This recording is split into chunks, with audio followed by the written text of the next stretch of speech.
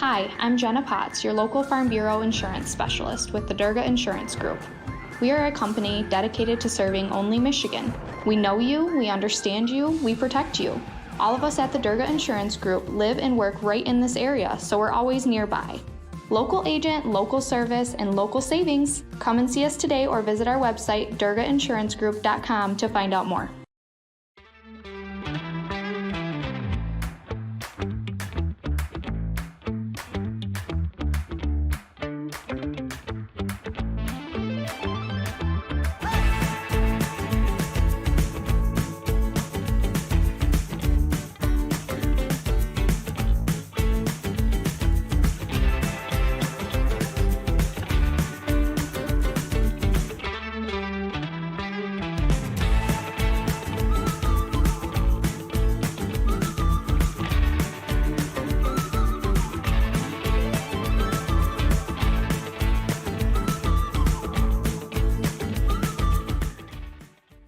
Van Dyke Mortgage, we started 1987, July of 1987. The company was founded here in Grand Rapids, Michigan. We recruited Mario in to join our company as one of our branches to serve the Muskegon community. He has grown to 5 locations, serving people up and down the lake shore. A lot of companies, they're sometimes in it more for themselves and closing that deal for just their monetary reward. And I think with Mario and his company, it's not just that, and I don't know if that always happens in our world.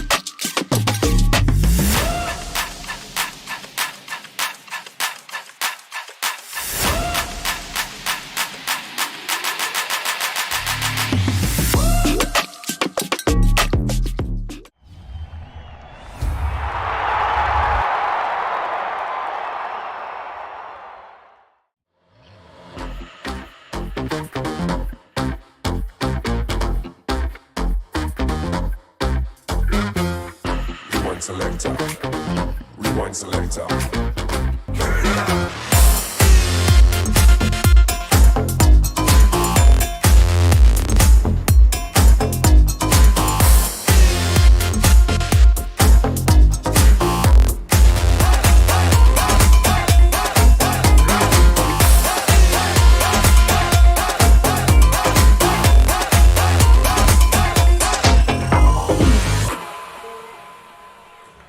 And good evening, everyone. John Russell along with Cal Van Single, CatchMark SportsNet, Bill Mann, our producer, Courtney Jemison working the cameras, and of course PCN, the house band here we call it, does all the graphics and things like that. We are here for Risers taking on the Raptors in the M2 Soccer League. The Risers are 1-6, and we say the best 1-6 team around. They play some pretty good soccer, except this is a very tough league. The Iowa Raptors come in at second place, 3-1. They trail Iowa's Demon Hawks, who are 4-1. So a pretty big battle up near the top. And then you have the Rochester Lancers, who got things off to a kind of a fast start, but they didn't play until like halfway through the season, and that was right here. And they wound up winning both of those games during the weekend. Yeah, that Friday-Saturday tilt that we followed, and they're a good ball club. They were fun to watch, well coached, and so looking forward to seeing Iowa here dressed out in their pink here tonight. So it's kind of a pink out here for the Iowa team. Exactly. They are going to be fun to see their leading scorer, Jonah Dancer, 10 goals on the season, 2 assists. Patrick Kelly did not make the trip. Maybe a little bit of a break there for the Risers. He's scored 6 goals and 4 assists. And then you have Ricardo Orazio, 5 goals, and then Ronaldo Rojas. He's got 4 goals on the season. The big gun for the Muskegon Risers is Taylor Pill. He's on loan from Milwaukee. Got 7 goals on the season, and he's fun to watch. And then, of course, you got the local favorite here, Miguel Flores, who I believe has 4 goals on the season, if I'm not mistaken. Yeah. So. Yeah. You know, you take a look at that Tyler Pill, when we seen them here a couple weeks ago. I think Lee's about ready to get this going. All right. He had 3 goals on Friday night. They shipped him right back to Milwaukee. I know, he is gone. All right, we're going to send it down to Lee Andrews for the introductions of the Muskegon Risers.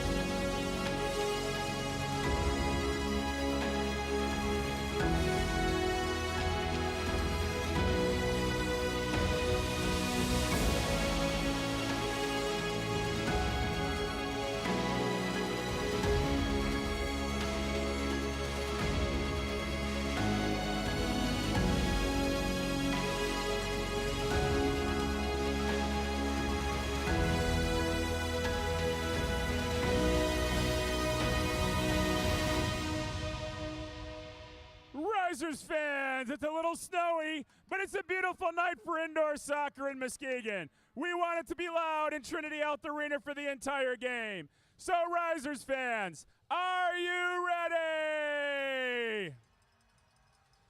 Then it's time to get on your feet, put your hands together, and welcome your Muskegon Risers. From Okemos, Michigan, goalkeeper number 1, Aiden Hanchett. From Sao Paulo, Brazil, goalkeeper number 55, Lucas Lobo. From Wyoming, Michigan, number 2, Cesar Alayo. From Byron Center, Michigan, number 4, Brandon Dinsmore. From Muskegon, Michigan, number 5, Cody Loss. All the way from Muskegon, number 6, Brandon Edwards. From Guatemala City, Guatemala, number 7, Aldony Mendez. From Kentwood, Michigan, number 8, Fikret Hazovic. From Buffalo, New York, number 10, Colin O'Keefe. From Grafton, Wisconsin, number 12, Tyler Howard. From Watertown, Wisconsin, number 14, Taylor Pill. From the land, Cleveland, Ohio, number 17, Steve Merker. From Fort Collins, Colorado, number 22, Kyle Crane. From Grand Rapids, Michigan, number 23, Moses Crawford. From Muskegon, number 28, Miguel Flores. And all the way from Muskegon, number 68, Michael Schmidt. The athletic trainer is Nick Taylor, assistant coach Ryan Wagenmaker, and the head coach of your Muskegon Risers is Michael Vollmer. Let's hear it for your Muskegon Risers.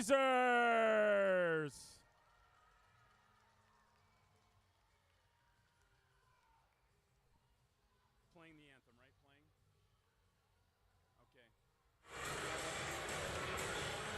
Okay. And we're back here, going to have the national anthem in just a few seconds here. I was going to say we're back, but not for long. Not for very long.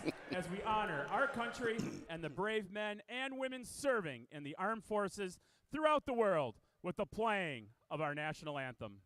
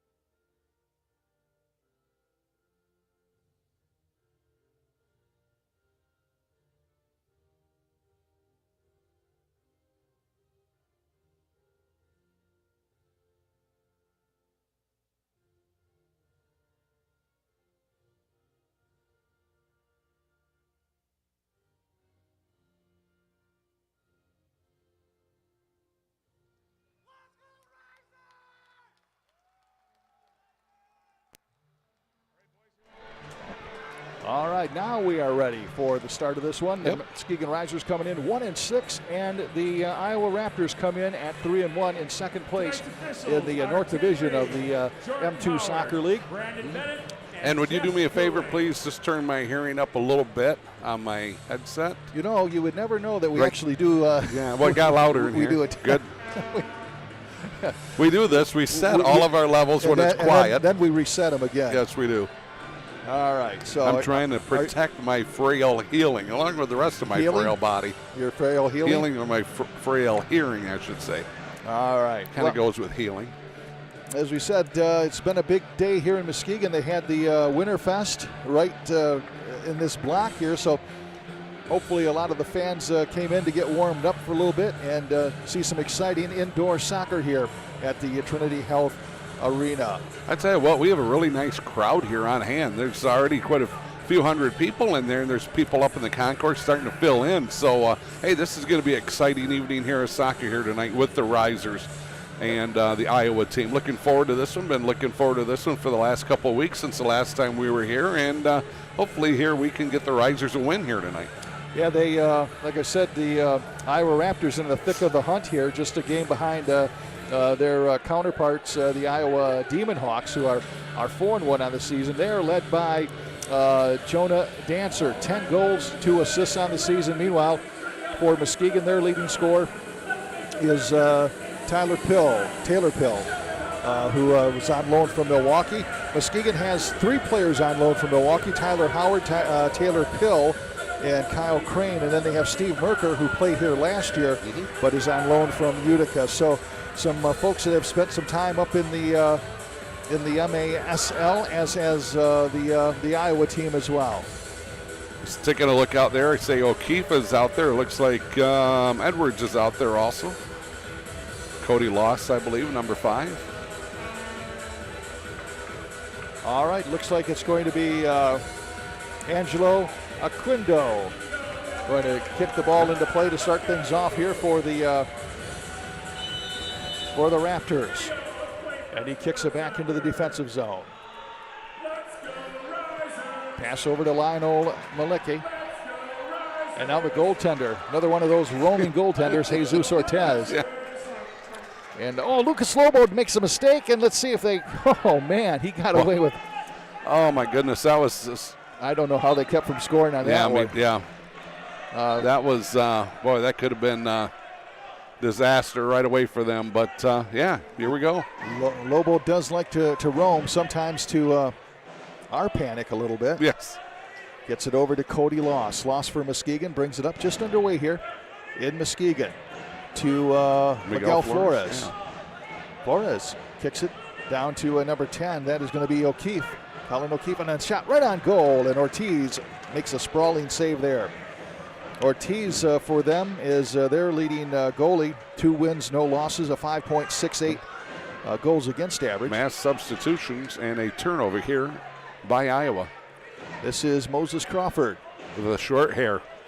The short-haired version, yeah. Yeah, well, we got to know him last year with the long flowing locks. He had gray hair. I was like really jealous. And comes in tonight and it's cut. He's got the white headband on. Here we go. Hazelvik kicks it down. Crane battling for it over in the corner, along with number 15. That is David Lepan Islas, I believe. Mm-hmm. Good call on Crane, because I thought that was Merker for a second. But you're correct. It was Crane. So now Islas with the ball. Gets it back. And brings it upfield. Passes over to number 3. That is Savari Rukakaiza, I believe is how he pronounces that. Yeah, Rukakaiza over on that right side trying to make something happen. Gets it down in the corner. Will Davis. Not enough there Will not Davises. enough Will Davises in the world now. Moses Crawford tries to battle him for it. Kicks it back, and it's kicked out by Fickerit, isn't it? Hazelvik. Yeah, but Fickerit. You were going I went for the first name. Okay. Yeah, Fickerit. Hazelvik. That's not any easier than the last name. It's not. It's not. It's just what I noticed first. Brandon Edwards gets it back over to Densmore. Densmore kicks it down. Intercepted there by Islas. And now we have a battle for it. This is Edwards battling for it. Comes away to Iowa. Over in the right corner now. Coming out is Lobo again. And man. Nice job by Crawford to clear that out of there, was it not? It could have Right. been dangerous. Moses right there to clear it. Oh, take it with you. Oh, this is Pill. And we got a whistle. That wasn't Pill. That was Howard that went down. Yeah, no score, 12:33 first quarter. But we went like 2.5 minutes without a whistle. That's kind of uncommon here. Right. And it comes in scoring in bunches. You have a defensive struggle, and it turns into a battle all the way down. Now we have Ortiz coming all the way out to kick it over in the corner, and he's battling there with Merker. Yeah, Merker doing a good job, but loses handle on it, and here comes Iowa. This is Iowa's number 13. That is Quindo. Nice stop by Michael Schmidt. Did you see him just halt all the action? He slid in front of him, and that was great defense by Michael Schmidt. Brandon Edwards kicks it back over here to number 12. That is Tyler Howard. Howard's going to just clear it. Good job by Howard. Brandon Edwards going He's full on the bore move, for it. is he not? And Ortiz tries to clear it. It's going to come on out to number 11. That is going to be Malecki, Lionel Malecki. 11:56 first quarter, no score. You know, we must have had a penalty back here or something. Oh, yeah. Because they're I was coming, wondering, they're bringing it all the way back. Maybe hands or something? I don't know. So it's Foul, but of some point. Aquindo will pass it over to the right side. There's a kick, and it's going to go up in the netting. Kick by number 11, Malecki. He had a good swing, and it just went high and to the right. Right. Only, I think, one shot on goal here so far for for Muskegon. Aldoni Mendez kicks it down into the Iowa zone, battling for it there. Taylor Pills right there. Malecki for Iowa. This is Ortiz trying to clear it out. He gets it over to Ruka Kaiser. Ooh, another shot right on, and Ortiz makes a sprawling save there. And there's a whistle. We're gonna have a foul for something. His ball's coming all the way back into the offensive zone, the attack zone here. So they're going to put it right on They on are. the goal crease. So they're going to say there's a foul on Iowa, and I think that's going to be Aldoni Mendez with some type of a kick or a pass there. Look at this. Ortiz is lining his defense up in front of him there. Look at that. He says, let's build a wall here. Yeah. Yeah, but don't let it get past you. Right. Yeah. Yeah, he's having them guard the left side a little bit. He's going to take the right side. Kick on, and nice save there. This is Flores battling for it. Gets it to Mendoza. Yeah, so the Iowa committed a penalty, let Mendez there with a nice swing on it, but couldn't quite get it. Oh, shot just to the right. That was put on, almost put on net by Hazelbeck. And now we have Flores with it from Muskegon. Kick high up into the Raptors. Hazelbeck almost had another shot on goal there. Right. Fikret Hazelbeck. We're not making that up, ladies and gentlemen. That's a classic. That's going to go down as one of the all-time names here for us. There's a few of them, though. Oh, yeah. Some of them not playing. Mendez gets it back to Edwards. Edwards kicks it down. Schmidt pushed, no call. And now it's taken away by Iowa. A little bit of a 2-on-4 here. Oh, nice pass. Pass over here, right side, and Lobo comes out for it. Kicks it off the boards. Battling for it hard is Aquindo. Yeah, no call, no foul here, even though Quindo went down. And now Iowa gets it back. This is going to be, shot just high. And another shot that's going to be off the glass high as well. The first shot was by Aquindo. Yep, Lucas Lobo doing a good job of trying to keep that net clean, is he not? This is Iowa still in Muskegon's end. 10:36 left here in this first quarter, no score. But Iowa having the better of the play. Jake Johnson. Yep. Oh, you took that name. Good for you. Gets it out to Lobo and we have a whistle. Yeah. And we're gonna have a timeout. No. Mass substitutions. Look at this. Yeah, they're all coming over the boards there, aren't they? Wow. This is Cody Loss for Muskegon. Kicks it down inside the zone. This is Crane with it. Kyle Crane. Wants to leave it over to. Is it Merker out there? No, it's not Merker. That was looking down inside. Yeah. And now gets it down to Crane, stolen away. Nice defense there by Iowa. Really nice defense. Kept him at bay, a little bit of an arm and a shoulder. John. And now the ball comes back to Ruka Kaiser. Down in the corner. Oh, getting in there almost was Pill. Yeah, Taylor Howard there, right there too, on that right side, trying to make something happen. This is Crane working left side for Muskegon. Crane shoots, and again off the boards. Nice shot by Crane just to the left. And now here comes, ball goes out of bounds. Yep. I think it went off of Will Davis, maybe. Should be Muskegon ball here. No score. 9:31 left here in the first quarter. John. All right, Cody Loss has it for Muskegon. Gets it over to, can't see the number there, so I guess I was doing so well with not even having to get the Muskegon numbers, but that might be Pill. That's going to be my guess. Works it down to Loss. Loss a header. And this is O'Keefe trying to get over there. Oh, O'Keefe is pushed down. No call. Maybe there was a call, maybe. There was. It's like, and we had O'Keefe went hard into the boards, kind of backed into it.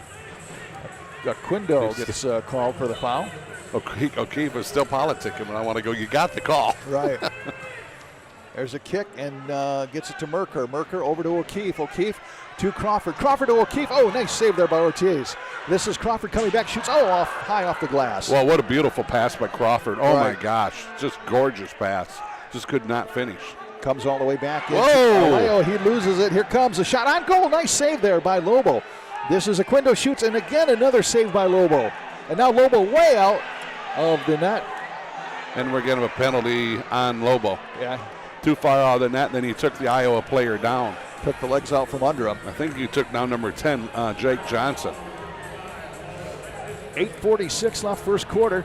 End-to-end action here for a little bit. No, it's number 9, Rojas. Ronaldo Rolando. Rojas. 4 goals on the season for them. This is going to be Rojas kicking over here right side, down in the corner. Kicks it back. Oh, nice block out front there by Mendez. Battle for it. Coming away with it is number 10. That's Johnson. Now Lobo has it. And it's stolen back. away, yeah. I tell you, this Iowa team hustles. This is Johnson all the way back in his own zone. Gets it over to Malecki. Yeah, what do you say? Iowa's 4-1, correct? 3-1. 3-1, okay. The other Iowa team is 4-1. That's Not where to I got confuse you. Yeah, that's how, John, you know how easily I get confused. All right. You can't do that to me. Sure. The only thing that would be more difficult is there are 3 Iowa teams, Yes, right? and the other one is 5-1. Then I'd really be mass confusion on my end. This is going to be Hazovic. Miguel Flores. Gets up to Flores. Flores battling as rolls on goal, and Ortiz. Good battle right there between Flores and the Iowa player. They were going right at it. Good, Right. clean battle. That's what you like to see. I believe that was Roka Kaiser. Yeah, it is. Yep. Or Ruka Kaiser, maybe. Ruka Kaiser, I think. Ruka Kaiser. I wonder where the heck he's from. Probably not from Des Moines, St. Iowa. Louis, Missouri, probably. Oh, is that where he's from? No, I don't know. Because some of our rosters have where they're from, and I was like, Right. wow, it's from St. Louis. Okay. This is Stolen Kaiser, away. Stolen away by Flores. Flores comes back, puts it on goal, and Ortiz kicks it away. Now, Flores just missed wide to the left. I tell you what, just 2 nice swings there by Flores. Still battle going on here. Hazovic Yeah. battling for it. Hazovic, his first game with Muskegon, I do believe. I don't remember that name at all. There's names you remember. That's one of them I just don't remember. 7:08 left here in the first quarter. Kick into the offensive zone. This is Jez Rodriguez. Oh, right on. And another save and a score that time. Just too many shots on goal. And that is going to be number 12. That would be Jonah Dancer, their leading scorer. And Dancer scores with, seven, right at the 7-minute mark. Yep. 7-minute mark of the first quarter. So it's 1-0. The Iowa Raptors lead here in the first period. And I'll tell you what, Lucas Lobo's done a really nice job so far in the goal there for them, being the keeper. And just kind of battling's turned a lot of nice shots away here so far. Lobo has, but that one just kind of got in there. And like you said, too many opportunities. Sooner or later, one's going to get in there. Iowa's too good to kind of keep missing time after time after time, and that one kind of just slid right in there. And good persistence that time, too, by Dancer to stay with it. Yeah, exactly. Just looking down in the huddle of Muskegon, you see Kyle Crane really talking to the guys there, Michael Vollmer, getting his input. As we said before, Vollmer, a player himself, who's not afraid really to take suggestions from the other guys. He works them in. Some coaches want to do it their way, and Vollmer seems to be open to, hey, if somebody's got an idea here, so along the line, we'll listen to them. So, good for him, open-minded, right? Absolutely. Even as an employer, if you listen to the people that work for you, because a lot of times they do have good ideas. Right. A lot better than the bosses sometimes. Now, my guys used to say, well, you'd go buy me a new John Deere with a cab in it. Now, no, not really. They had an idea, but... Yeah, and it's like, well, the funds don't quite, I can't go buy 12 new John Deere tractors today. So 1-0. Jonah Dancer scored his 11th goal of the season. And I want to see what does Muskegon do now to answer this. They're 1-6 on the season. They've had a little bit of a rougher season after being in the playoffs last year. So it's a little bit of a gut check right here. Let's see how they respond after after Iowa takes the early lead. Edwards now brings it up, kicks it in, and it's kicked back there by Iowa. This is Dinsmore back in his own zone. Kicks it back to Lobel. And like you say, John, this is a game where you can score in a hurry, and you can score bunches in a hurry. 3-on-3. And O'Keefe has it kicked away nicely there by Ricardo Orazio. Yeah, they had a 3-on-3 plus and the breakout. They were out in front. That was going to be a wonderful opportunity to score there. But O'Keefe just could not get that pass out quite far enough. So 6:31 left here in this first quarter, 1-0. Iowa Raptors with the lead on the goal by their leading scorer, Jonah Dancer, scored at the 7-minute mark.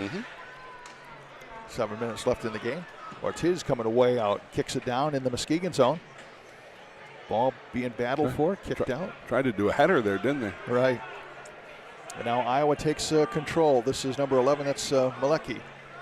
Merker's back in there right here below us. Malecki being watched by Hazelbeck. Now works it back. Malecki working left side, kicks it off the boards, comes out, and Merker is right there, but it comes right back to Iowa's Jonah Dancer. I think sometimes they just kick it off the boards just to see if they can get a rebound that goes right back to an Iowa player. Dancer, right through the middle. Yeah, couldn't make the connection with Rojas. Rojas was standing in the crease there. Tell you what, Iowa really controlling here, or dominating here on the offensive end. Are they not controlling play on the offensive side? This is Rojas going down for it. Ball comes back out, and this is Pill. Dinsmore, I think Brandon Dinsmore clears that out of there. Merker now is going to clear it, but not out as Iowa keeps it in. Nice work there. Yeah, Muskegon and the Risers, they just can't clear it, get it to their offensive end or their attack zone, can they? Lepan Islas. Oh, gets behind him. Here comes Pill. Oh. Tell you what, that was a hold. They got away with it. Yeah, they did.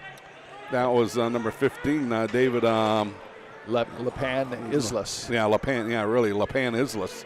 Got away with the hold. He grabbed the Muskegon player and held him up for a quick second. This is Johnson for Iowa. How come they're not all named Johnson? Lepan Islas. Johnson now works it to the middle and kicks it back, comes back left side, shoots it. Oh, blocked there by Moses Crawford. That's a nice reverse there out there by Johnson. Shot put up by Johnson off the high glass, and that's going to go out of bounds. 4:45 left to go first quarter. Iowa with the lead 1-0. Cal, John, Billy, and Courtney. CatchMark SportsNet crew. CatchMark Sports, yeah. Thank you, folks, for tuning in. Yeah, we appreciate you very much. And now this is Iowa with it, trying to keep track of their fellow Iowans, the Demon Hawks, one game behind them. This is Aquindo, shoots and scores. Oh, my goodness. I tell you what, that guy's magic with the ball. Right. He can just, what is going on here? He sits down and prays. But it's okay. Does a Tebow thing out there. So 4:29 mark of the first period, and now the Raptors have a 2-0 lead on the Muskegon Risers as Aquindo scores a goal, and for him, that is going to be his. I'm not sure if I have it down there. So we're back to action here. All right. But it's been a long time since Muskegon's been able to get set up on their offensive end on their attack zone and make something happen. It's been all Iowa here in the first quarter. All right. This is going to be Muskegon. Flores battling for it. Ball right on goal to their goaltender. Yeah, I tell you, Muskegon's had a couple opportunities, but it's just been a couple of turnovers here and there. And, yeah. So 3:54 left, and now Muskegon's got a battle back. Ball's going to be placed all the way down here on the offensive end here for Muskegon. We're used to seeing Muskegon have to come back, though. One game that you missed, Cal, they were down 3-0, and then they were down 6-2 before they won. That was the one lone game that they won. They wound up winning 8-7 against the Demon Hawks, actually. First place team. Shot put on net. Right, that second shot is scored by Pill, and Pill scores for the Muskegon Risers. That is his 8th goal of the season at the 3:47 mark of this first quarter. So that's how things can change in a hurry. Like you say, John, things happen in a hurry here sometimes, and you were 100% correct on that one. Taylor Pill kind of caught it off. There's a shot on goal, but it was to the wide of the net. Came back off the glass, came right back out in front of Pill. He got a good swing on it, got some velocity on it, and buries it in that corner of the net. Nice shot. Score by Taylor Pill. His 8th goal of the season, leading the Risers in scoring. Here comes O'Keefe now. O'Keefe trying to keep the pressure on. He's over in the corner, loses it. It comes back. I thought he lost it. He actually just came back with it. Gets it back over here to Densmore, down in the corner to Edwards. Edwards trying to get a pass back to O'Keefe. He finds O'Keefe. O'Keefe with it, working right side. O'Keefe's going to pull it back with 3:21 left. Muskegon back to within a goal. Yeah, a little momentum back here now, even though they are down 1, but they're still back in that attack zone. Let's see what they can do. Here comes O'Keefe. He's going to leave it for Loss.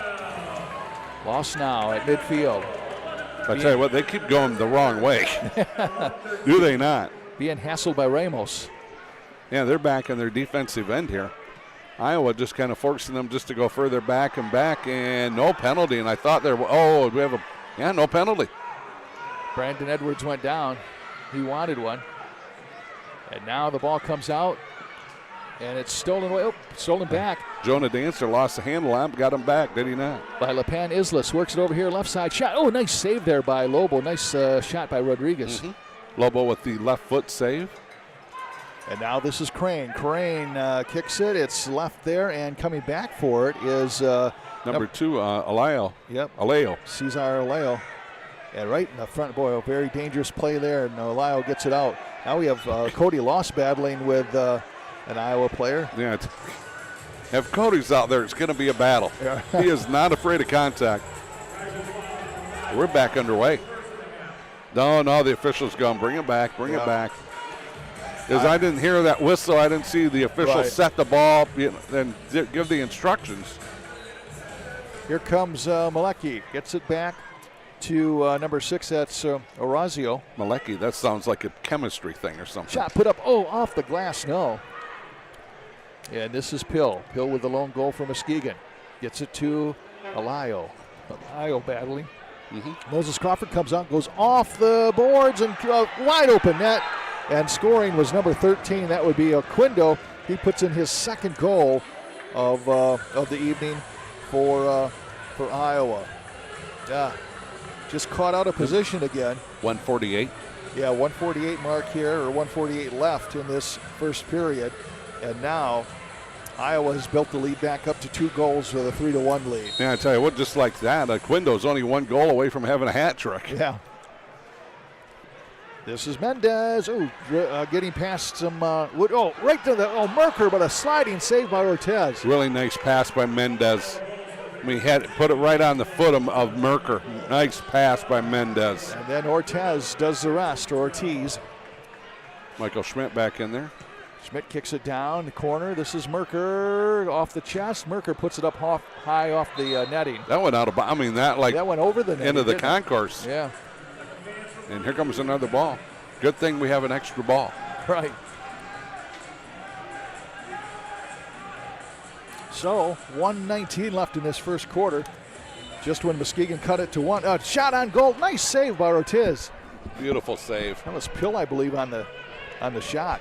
Mendez. That was a beautiful save. Had to go up high. Works it back to Tyler Howard. Now he gets it. Lost back in. Yep. Merker. Merker puts it on, or that was Pill puts it off the boards. 1 minute left. And here comes Dancer streaking down. Dancer getting past the defenders there. He's got it in the corner. And now this is Merker taking it away with 48 seconds left. Well, I tell you what, he can handle the ball, can he not? Right. Dancer, wow. Mendez doing a good job.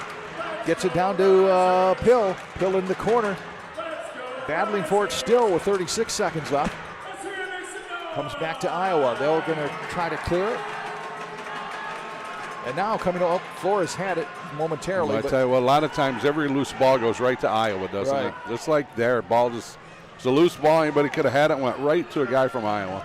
Cody Loss gets it to Flores. Flores behind the back, and it's up to Quindo. Just another turnover yet here for the Risers. They just continue to turn the ball over too many times. Down 6 seconds left. This is Ortiz with it.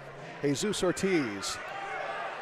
They're leading. He comes all the way down, shoots it off the glass, and that's where the first quarter is going to come to an end. So after 1 quarter, it is the Risers trailing the Iowa Raptors by the score of 3-1. Believe we can take a quick timeout here. We will do that. You're watching CatchMark SportsNet.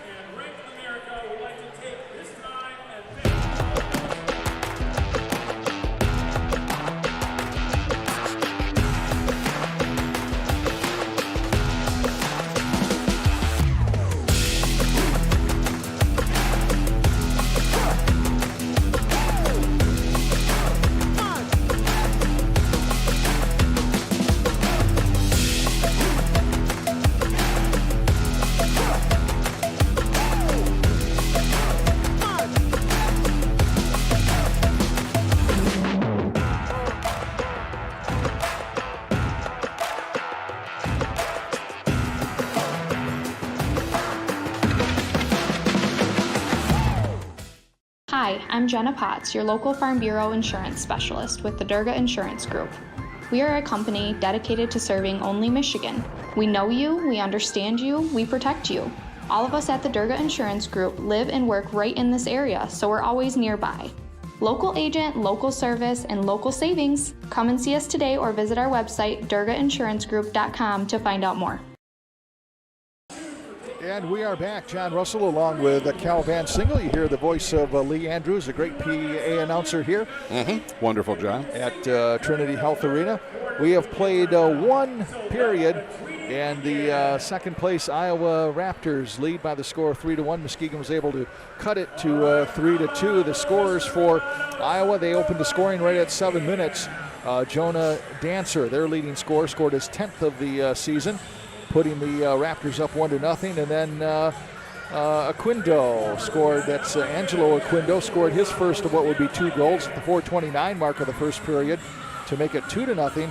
And then Muskegon got on the board as Taylor Pill scored at 3:47 mark to make it 2-1, and looked like things were going the Risers' way a little bit. But then Aquindo said not quite so fast. Angelo scored his second goal of the night, 1:48 left in the first period to make it where we're at right now, 3-1, Cal. Yeah, I tell you what, I think right now Michael Vollmer's got to be just going, okay, guys, we got to get some offense going here. We're only allowed 1 goal. We got to tighten up our defense. We've allowed 3. This is what's that going to be, like 12-4 by the end of the game? We can't have that. So we got to get our offense going. We got to get our defense going better. I think that the Lobo hasn't done too bad of a job here. He has stopped a lot of shots already, but they have a lot of things they got to shore up here quickly.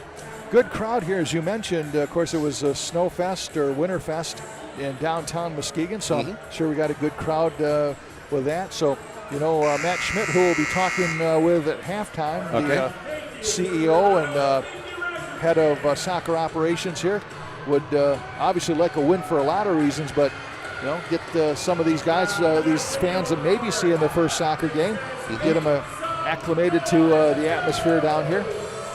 You know who's in the house tonight? Who's that? The one and only, the face of Muskegon football, Muskegon Public Schools, Shane Fairfield's here. Oh, is he?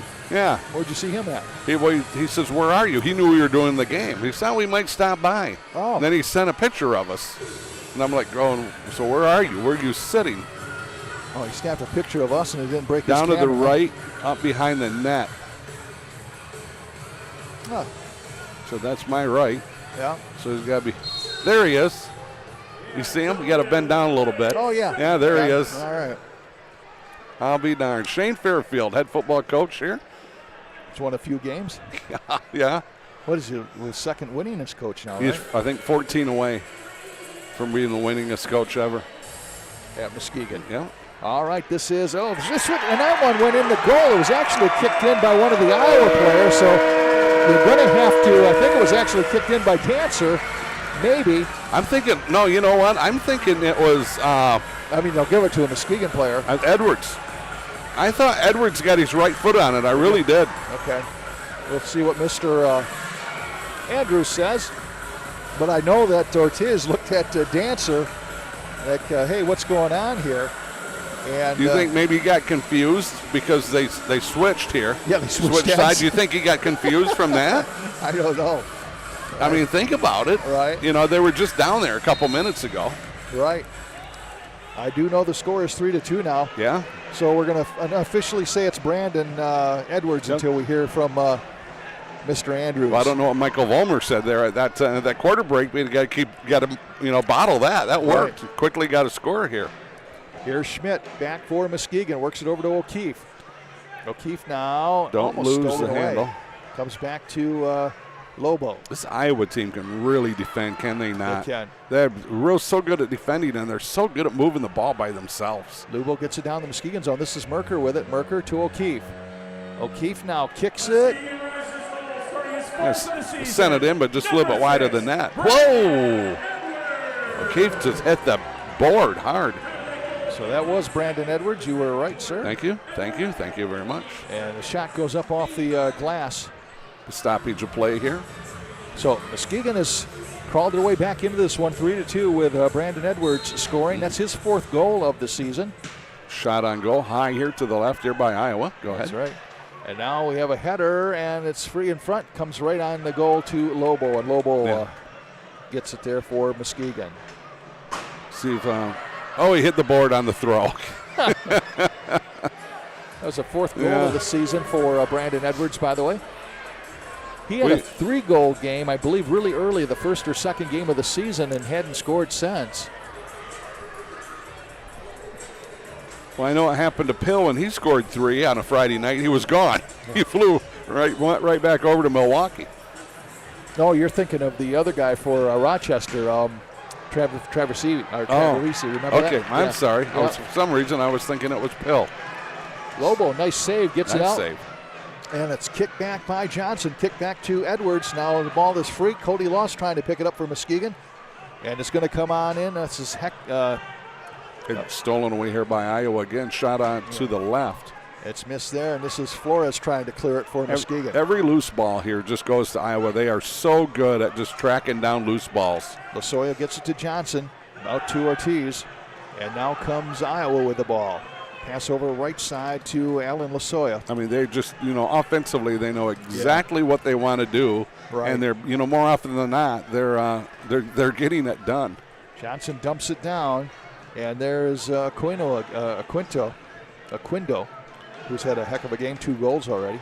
Oh, stolen away. Yes, coming in for the shot here is Alayo, and getting out is Ortiz to take the angle down and steal the ball. I tell you, Alayo wanted a foul, didn't get it. Now he's turning and kind of complaining at the ref. So we have a line change going on here. 12:38 left in this first half now. 3-2. Iowa with the lead over Muskegon. I see Crawford's out there. And now Miguel Flores is out there also, number 28. This is Rodriguez. Jesus Rodriguez shoots. Another wow. shot. Man, that was number 2. That was Ramos. Jesus Ramos that shoots it off the glass. Shot right out in front, and a kick down in the corner, and is saved there by Lobo. Nice offensive play, and they just could not get it to get it to go. Look at these guys run. Mendez down there all by his lonesome for Muskegon. Now he's got some teammates down there, but now the ball's kicked free. Moses Crawford kicks it, and it is kicked back by Iowa. Oh, collision there. Big collision. Ball goes out of bounds. See who it's going to be. Looks like it's going to be Muskegon ball, yeah. Yep, Moses Crawford. He kicks it down. He's got Crane over there, but it's a header by Iowa. Nice pass. Look at that pass. Uses the board. He's got a guy in the middle right there. Dancer pits it over to number 14. That is Will Davis, and Davis hammers it home for Iowa. As, man, I'll tell you what, Dancer and Davis did a dance there, didn't they? Yes, they did. That's at the 11:52 mark. All right. 11:52 of this second quarter. And now it makes it a 4-2 game in favor of Iowa. I'm sorry. Dancer has 1 for Iowa, and then Quindo, he's got 2, and then now Davis has 1. Yep. Dancer has a goal and an assist tonight. Well, Muskegon's been behind by 2 before and have been able to answer. Right. So let's see if they can do that again. This is Howard kicking it back to Lobo. Lobo to Schmidt. Schmidt now tries to get up to Edwards. Edwards pushed from behind. Edwards is not big. He just can't take those. Somebody bigger and more physical has a hard time with it. Boy, Iowa just keeps attacking, as you mentioned earlier. Yeah. Oh, they do. They're just relentless. Edwards is really athletic, but he's just smaller frame size guy. This is Schmidt kicking it over to number 12. That's Tyler Howard. Dinsmore And now comes out to Johnson, who gets it over to Orazio. Iowa with the ball and the lead, 4-2 with 11:09 left here in the first half. Kicks it over here right side. Look at Iowa just pass the ball, John. I mean, this is just like precision. These guys know exactly where their teammates are going to be. Dancer with it in the corner, and Lobo's going to pick it up. Left hand here now for an Iowa player. Now we have a collision, no call either way. And stealing it away is Pill. Pill for Muskegon. He's got a goal for Muskegon. He goes down, there's a push in the back by Dancer. And Pill wants a blue card. He's not going to get it. He's just going to get a regular garden variety foul. Now those are dangerous because you're right there along the board too. You Right. smack your head or something. Yeah. And 4-2 here, 10:40 left to go here in the second quarter or first half. And we're going to have Michael Schmidt. Not Michael Schmidt. Yeah. That's his brother. Matt Schmidt. Matt Schmidt will be our halftime guest. He's the president, CEO, CFO, and do everything here for the Muskegon Risers. That was his dream to bring it here. Shot, blocked out in front by Iowa. Ball battle for, this is Pill with it. Pill has it for Muskegon. 10:23 left first half. 4-2, Iowa with the lead. O'Keefe has it. You really need to see the Risers get a good offensive shot and a good swing at the ball, don't you think, here in this one? Cody Loss battling for it. Loss works it over to Pill. Pill working the right side, brings it back to Loss. A little behind him. Loss goes back for it and feeds it down over here to number 2. That is Lio. Now stolen away. Look out. Got a break going on here. And getting back is O'Keefe. It's off the boards, and Loss is there for Muskegon. Well, yeah, once again a turnover here. Now another turnover here by Muskegon. The Risers just having a hard time getting anything going offensively. Rojas working in the corner against O'Keefe. O'Keefe checks him into the boards. And now we're going to have the ball stolen by O'Keefe. I tell you, Rojas just about stole it right there between two Risers. Alio has it, works it up to Merker. Merker having his own little personal battle going on there, gets it back to O'Keefe. Yeah, this is a physical game, is it not? Oh, man. Edwards working it over to Alio. Oh, here we go. Alio up to Edwards. Edwards working right side. Down he goes, and that is going to be, thought the official, he is reaching for the blue card. That's going to be a 2-minute penalty on Iowa. Yeah, I tell you what, O'Keefe, he's coming in there. I'm sorry, not O'Keefe. Brandon Edwards. Edwards, I'm sorry, yeah. Edwards coming in there from the right side. You know, it's back here. When he passed it back, he signaled something to him. I think it was whoever he passed it back to. And then he took off on a dead run up along that right side. Boy, that was a nice play. Well executed play, but then the penalty probably prevented a shot there. Ricky Orazio will be in the sin bin for 2 minutes. And Muskegon now shoot, score! Nice. Well designed, well executed. What a nice play. Well designed, great play. That's Miguel Flores for Muskegon. As Miguel scores his first goal of the night, I believe that's his 5th of the season at the 9:16 mark of the second quarter. That is his 5th. So makes the score now 4-3 favor of Iowa. Boy, Muskegon trying to battle back here. Mm-hmm. Remember I said just a little bit ago, they've been down 2 goals before in this game, and they've been able to battle back, and they did.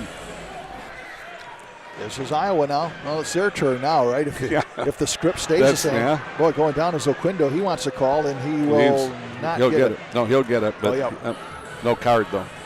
So coming out of the penalty box was number 6, Orazio, as it scored probably just a few seconds into the penalty. Here comes Iowa. This is Oquindo, has it stolen by Crane. Works it back to Mendez.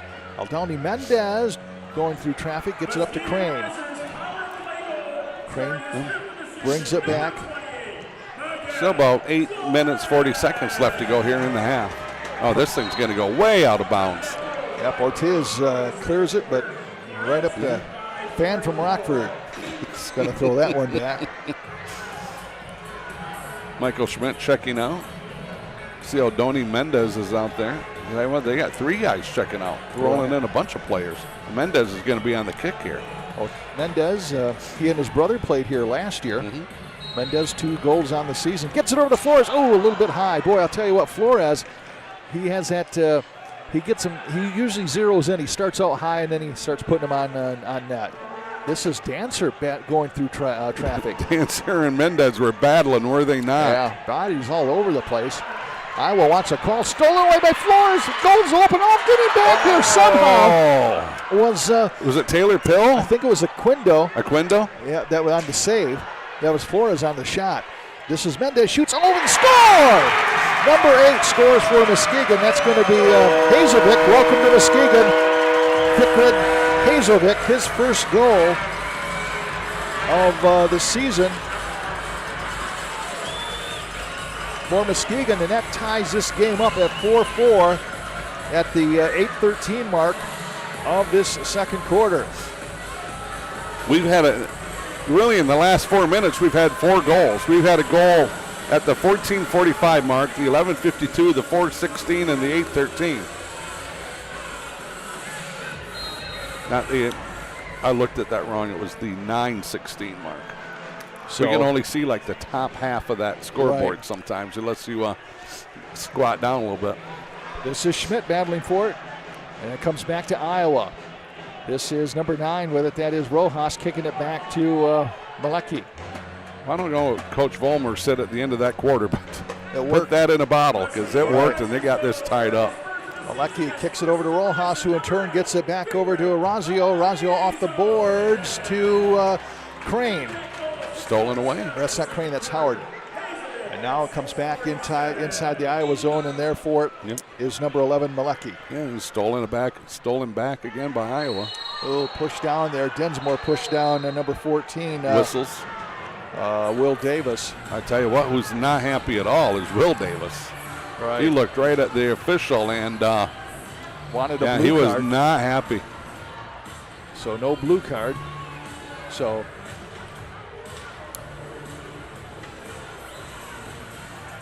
.7:28 left here in a very entertaining soccer game. We are tied at 4.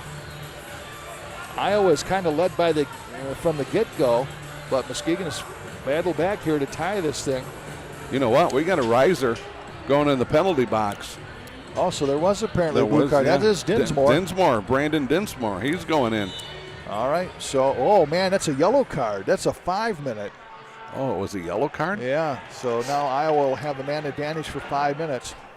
Wow. Well, you know, that's why Will Davis was so upset. He probably didn't think he was going to get a card on that, and he did. He got a big card. Yeah. He got a Christmas card. Yes. Here comes shot by Aquinto, missed, and all comes out O'Keefe. I tell you what, Iowa moves the ball well with when they're when they're not at a man advantage. What are they going to do now? Right. Muskegon almost put on an attack there, being a man short. 6:53 left, 4:24 left in the penalty. Battle for it over here. Muskegon doing a good job checking, and now it's Merker gets it back over to Pill. Pill's got a man on his right side. That's Alayo. But I tell you what, they're just about 50 seconds away from killing a minute of this. Gets it to Crane. Oh, Crane could not knock it down. He was right in front of the goal. Caught it. Pass went right almost between his feet.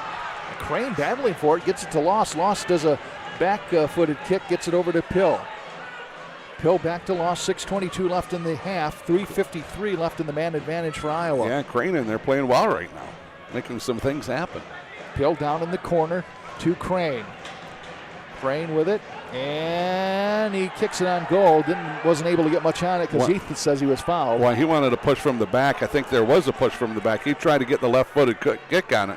Could not get any power on it. Brandon Edwards down in the corner now. He's being watched there by Orazio. And now coming out is Luca, who better get back, Lucas Lobo. And now we have Brandon Edwards. Edwards doing a nice job of just holding him back, isn't he? He's not very big, but he's feisty. Right. 5:44 left in this first half. 3:14 left in the power play for Iowa. Crawford's in there. Crawford dumps it down to Flores, but stolen away now by number 11. It's Malecki. Gets it up in the attack zone, but right there is Mendez. Mendez doing a nice job of keeping it away from the Iowa players. 2 of them now. Mendez somehow gets it all the way through, and it comes over to the new guy, Hazelvik. Yep, and Mendez's shoe came off. And now streaking down here is their leading scorer. Dancer blocked by Edwards. Comes out now to Alayo. Nice pass. Yeah, gets it over eventually to Hazelvik, but it comes back to Crawford. 2:31 left in the power play, 4:57 left in the first half. Tell you what, Reiser's doing a great job of killing this. I mean, they've been on the offensive really end here have. quite a bit. Yeah, block there. Oh, and out front. And now it's a header by Crawford. Goes right on goal to Ortiz.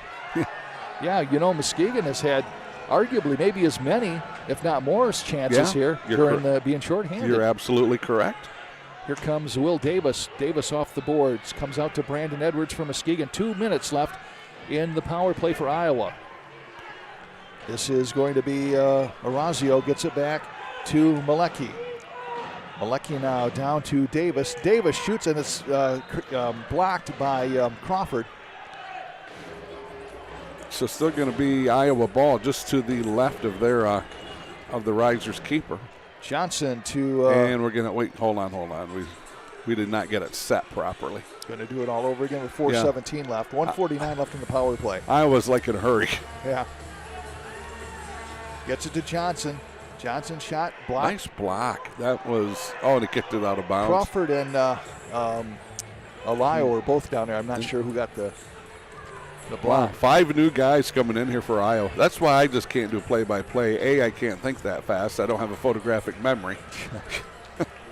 And coming in now is Bobby Hurwitz. He's one of the assistant coaches, and he's lining up the ball here, and it's kicked and blocked out in front by Flores. That was the first time Hurwitz has been in there tonight, I think. I haven't seen him yet. Boy, Edwards goes down, gets tangled up with the official. Now Edwards battling again, and he and Aquendo have had quite a night. Yeah. In fact, Edwards says something to Aquendo as he goes by him. Aquendo's kind of rubbing his mouth and his nose like he might have took a little bit of a shot down there. Yeah, he's still got his hand up on his nose. 1:32 left in the power play. It was a 5-minute power play here. And we're going to have a timeout. So a timeout is being called with 3:59 left. We'll go ahead and take a quick timeout. You are watching M2 Soccer here on CatchMark SportsNet.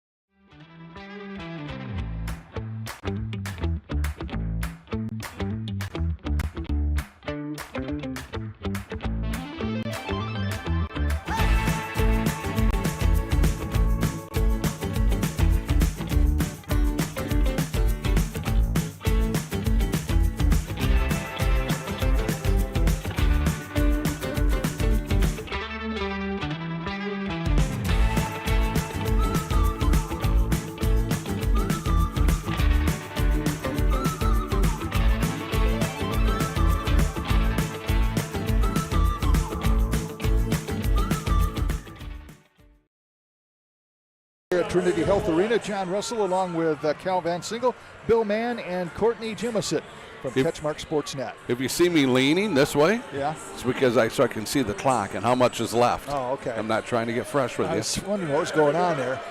Well, yeah, because the penalty is we're high above the floor here. Right. And the penalty minutes, I cannot see it. The big man stands up. He's stretching. Oh, yeah.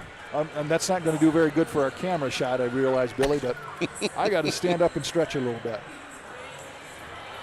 So, I'll tell you what, Muskegon has done a real good job of killing a 5-minute penalty here. There's 1:32 left, still plenty of time, but yet 3:59 left in the half. Not only have they done a good job of killing it, John, they've been on the offensive end. They've been in that attack zone, that offensive third numerous times. So, you know, the best hockey they've played has been for the last 3.5 minutes, kind of almost. Right.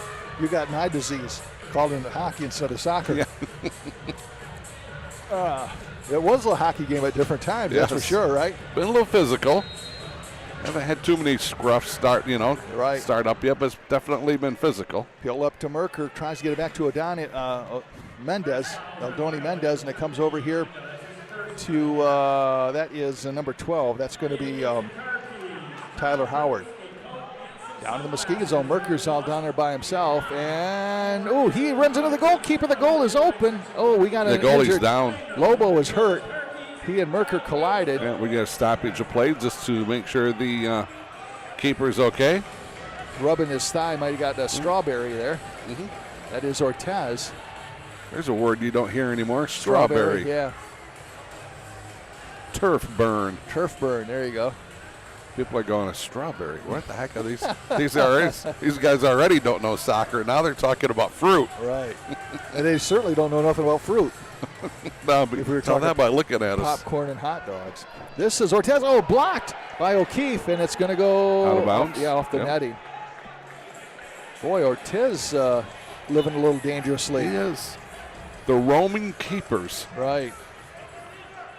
Not roaming, right? Yes, yeah. Oh, over the left side, this is number 6, that is Orazio. And now that's number 8. Crane with it. Shot off the glass. There's Rodriguez, I think.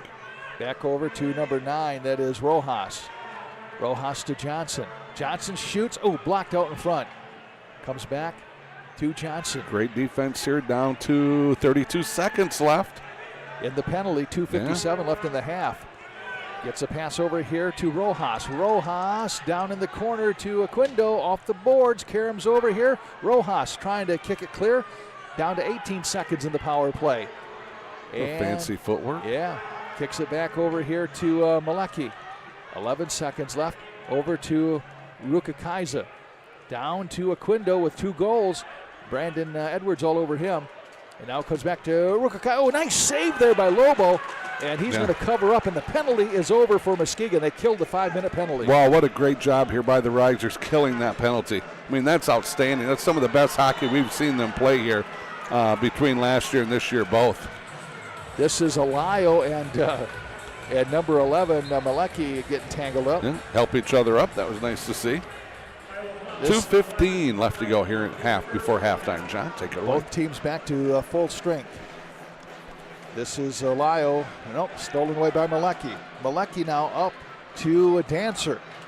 Dancer, their leading scorer with 11 on the season. And he and O'Keefe are going at it. Tell you what, Iowa I'm really impressed with how well they pass the ball. Right. This is Rukakaiza. Gets it back over. By the time you say his name, it's to somebody else. Just shot. Oh, my goodness. That missed a wide open net. That was Malecki. Yeah, that was so well designed and executed. Just missed it. Out front, and again off the high glass, no. And with the ball again is Rodriguez. You know, that's 2 offensive shots here just in the last 30 seconds. Right. A header. And if they take the header, there's 3 shots in the last probably 40 seconds. And Lobo covers up and tries to clear it. And it's stolen away again. By Johnson to here we go. Davis. Here we go again. Gets it back to Davis. Davis working right side. And he is pushed down, and there's going to be a call against Muskegon. They'll be against Alayo. Alayo, yep. They are just so good. When they get the ball, Iowa is. They're so good at taking care of the ball and then finding the open player. And then that guy turns, and he knows what to do with it, either pass it or attack. Johnson over to Aquindo in the corner off the boards, and he's going to go back for it coming up on a minute left here in the half. Johnson kicks it over here right side. Boy, Iowa keeping the pressure on. Now they kick it back to Johnson in midfield with 53 seconds left. Works it down here to number 2, that is Ramos. Ramos down in the corner, kicked and out in front, and that's Hazelvik with it, clears it for Muskegon. Ramos would have been about 3 steps quicker. He would have had a wide open shot on it. Right. I don't think he thought it was going to come to him that quickly. Flores kicks it back down to Pill. Pill now working left side, kicks it on goal. Ortiz makes the first save, the second save, and it's going to be free. Mendez shoots. Pill tries it, and they knocks it off the board. Boy, 3 shots there by Muskegon. I mean, again, they just cannot connect. 18 seconds left in the half. This is Cody Loss. Loss now with the ball, tries to skid it down to Pill, or Mendez rather. And now it's here's a breakaway by Aquindo. Oh, coming out is Lobo with a great save. What an incredible save by Lobo. Wow. Unbelievable save as he came out and cut that area down. Wow, great save by Lobo. 5 seconds left here. And now Muskegon just trying to clear it. And that is where this half is going to end. A very entertaining first half, Cal. We are tied at 4. Both of these teams, Iowa and Muskegon here, as we go into the locker rooms, or they go into the locker rooms here. Yeah. And it has been a fun game to call, that's for sure. It has been a lot of offense, great defense, and how about the Risers killing that 5-minute penalty? I think that for the Risers is the highlight of their first half for sure. Not only did they kill the penalty, John, but they had numerous attempts on the offensive end where they could kind of get in there and try to score. So that 5 minutes might be the best soccer that we've played. Well, I've seen played here in the last, following them last year and so far this year. And whatever Michael Vollmer said between the first and second quarters, wow, I tell you what, that was awesome. Yeah, he's got to model that's for sure. Yeah. Tell you what we will do, we will take a break. We are supposed to have Matt Schmidt up here at halftime. We'll see if he's able to work his way up, but we will take a little bit of a timeout at halftime here at Trinity Health Arena. One half in the books, and we are deadlocked 4 apiece. 4 for the Raptors of Iowa, 4 for the Muskegon Risers. You are watching CatchMark SportsNet. We started 1987, July of 1987. The company was founded here in Grand Rapids, Michigan. We recruited Mario in to join our company as one of our branches to serve the Muskegon community. He has grown to 5 locations, serving people up and down the lake shore. A lot of companies, they're sometimes in it more for themselves and closing that deal for just their monetary reward. And I think with Mario and his company, it's not just that. And I don't know if that always happens in our world.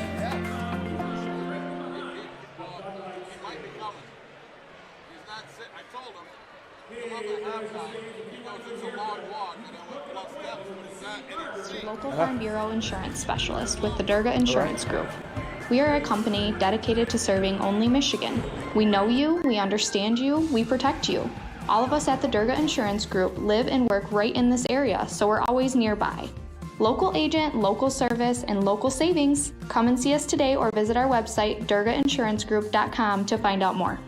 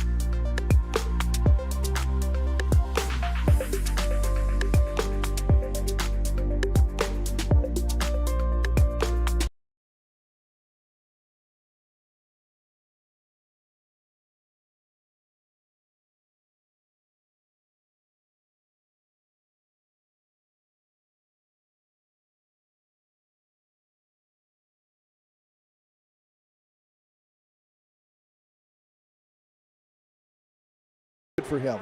Don't forget Courtney. And Courtney Jemison, that's right. And, of course, folks at PCN Productions as well. And, of course, the golden throat of Lee Andrews. I think we got everybody mentioned there. I think we do. Well, what we'll do is, why don't we do a little bit of a scoring summary. We may have a guest or we may not have a guest. We'll just kind of play it by ear. We never know until they actually show up, right, Cal? That's yes. kind of how it goes Physical here. appearance is one thing. Yeah. Well, I'll tell you what, the scoring all started way back with just 7 minutes left in the first quarter. And their leading scorer, Iowa's leading scorer, Jonah Dancer, scored his 11th goal of the season at the 7-minute mark to put Iowa up by the score of 1-0. And then they got up 2-0 when Angelo Aquindo scored at the 4:29 mark of the first period to make it 2-0 for the Iowa team. And then Muskegon got on the board. Muskegon's leading scorer, Taylor Pill, scored at 3:47 mark of the first quarter to make it 2-1. And Pill, that was his 8th goal of the season for Muskegon. And then Angelo Aquindo scored what would be his 2nd goal at the 148 mark, or 148 left, I should say, in the first period to make the score 3-1. And at that point, Muskegon just not able, Cal, to get any traction. As we said, they had battled back to 2-1, and then Iowa was able to put it back to 3-1. And you just thought, man, they're just not going to get any traction. But we've watched this long enough to know that things can change in a heartbeat. Then you come into the 2nd period, and Brandon Edwards scores for Muskegon at 14:45 left in the 2nd quarter to make it 3-2. And then Will Davis scores for Iowa to make it 4-2 in favor of Iowa at the 11:52 mark. And then Muskegon put together a couple of goals. Miguel Flores scored his 5th goal of the season at the 9:16 mark of the 2nd period to make it 4-3. And then you had Hazelvik scoring at the 8:13 mark to make it 4-4. But right about that time, Muskegon took a 5-minute penalty, a yellow card. I believe it was Densmore. Wasn't that a red card? Red card gets you kicked out. I thought there were 3 cards. You're right. Yeah. You got blue. The blue, the yellow, I'm sorry, yeah. And then every once in a while they check your green card. I understand. So we'll see how that all goes out. But anyhow. Anyway, sorry. Yeah, we are tied at 4. But anyhow, that 5-minute short-handed situation for Muskegon, again, with them having to battle back all night long, you thought, here it goes as far as from the Muskegon point of view. Is Iowa going to be able to score? But actually, Muskegon had about as many chances to score being short-handed playing 4-on-5 than Iowa did. And ironically, as soon as the penalty is over, Iowa puts together a pretty good rush. And I think they had like 3 shots in just a matter of seconds on goaltender Lobo. So so it's been end-to-end action and everything this good crowd could want to see in M2 soccer. Yeah, it's been a lot of fun here so far. You know, it's 8 goals, like you said, on the evening, tied up here at 4 apiece. And we've had great offense. We've had great defense. I've been really impressed with Iowa's offense, how they pass the ball. Right. And if you take a look at this game and you take a look at the first half and the first 30 minutes, I would bet you that Iowa's controlled the ball offensively for probably 20. Right. I mean, they have just really passed the ball well, and they've dominated out there. And Muskegon, you know, Lobo's been playing well. He's got some shots. He's blocked some shots. But, you know, I just seen a text. Scott had sent me some text here. Okay. Yeah, you take a look at Lobo.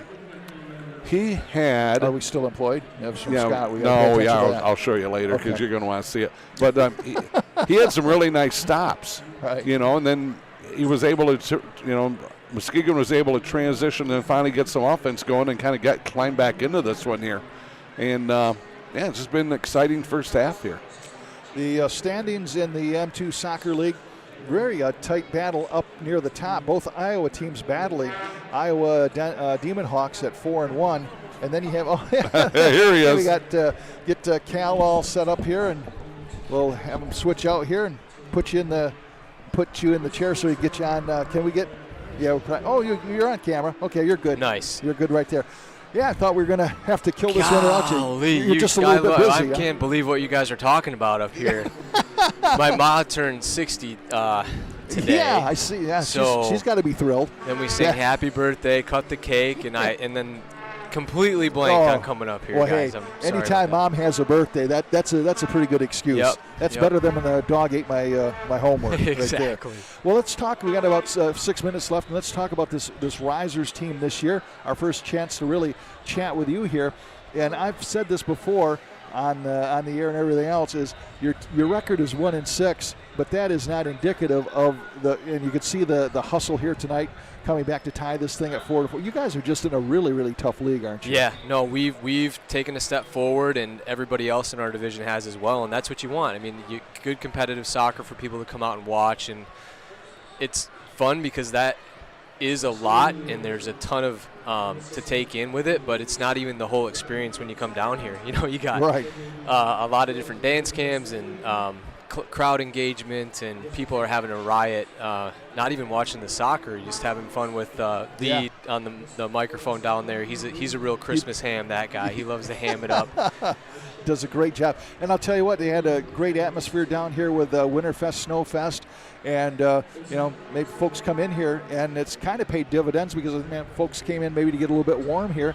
And if you've got the good hardcore soccer fans, but it never hurts to whatever excuse when you're downtown to come in here and get hooked on a game like this where you're tied at 4-4. So you got a good product out there today and a lot of excitement. Yeah, and it's all, we strive to create an authentic Muskegon experience. And people today, if they came out for Snowfest in the morning all the way through the afternoon, there was a chili cook-off and volleyball happening and a cornhole tournament, and Unruly Brewing Company was doing a few events, and all the restaurants and other breweries were participating as well. And to cap everything off with a Risers game at night and a really competitive game, very entertaining, community coming together, people interacting and being positive and having a good time. That's really, it's really fulfilling. The vision, obviously, with this was to showcase Muskegon using soccer as the platform, and you just got to kind of enjoy days like this, right?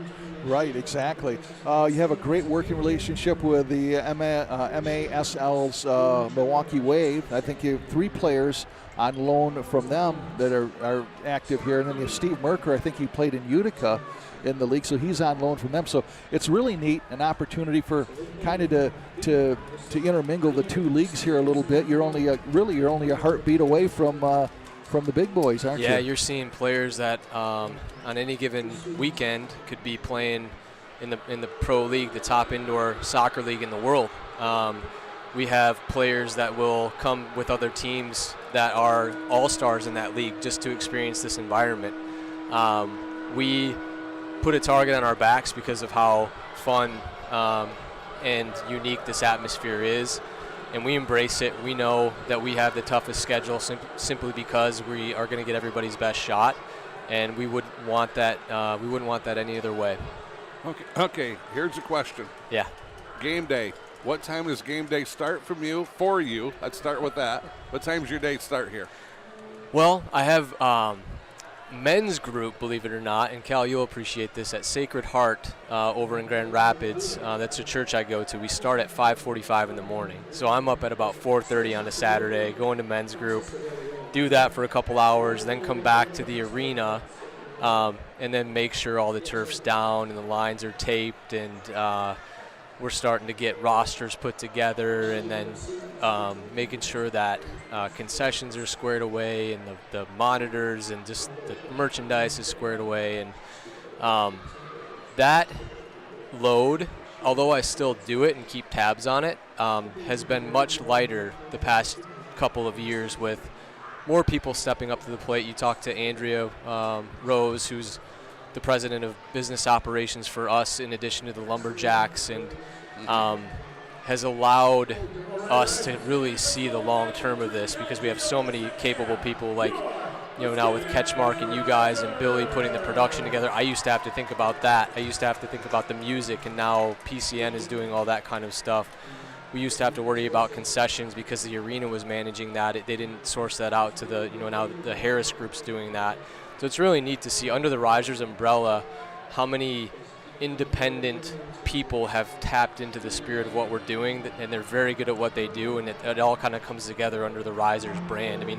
The video that everybody's seeing right now, the hype video that came out with the players during introductions, Mike Stifler's studio, he's a local videographer, and you wouldn't be surprised if he ends up on ESPN doing documentaries, right? He's just got that kind of talent. So we are really fortunate to have players, coaches, staff, marketing, graphic design, commentary, announcers, all people who are really good at what they do, within the umbrella. So that's, putting our best foot forward for Muskegon and, the full mission. So where's Sacred Heart at? Is it downtown? Yeah, it's the west side of the river, so just by John Ball Zoo. No, okay, because I was at a thing for an Easter thing with a guy by the name of Dave Dembraber. Okay. And I thought that was at a Sacred Heart. But that was on the There's east side. There's a few of them, yeah. There's a few. Yeah, yep. So I was on the east side of the river. It's a Catholic church. You'd have known. You'd have known if you walked into there. I knew when I walked in when they looked at me and they said, "Can we help you?" And I said, "Well, I'm looking for Dave Denbraber." They said, "Oh yeah, he'll be right here."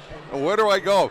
Go up the room to the left. It's just go in that room, and I go in and it's quiet. The cross is up there and a little meditation and everything. I'm okay, this is cool.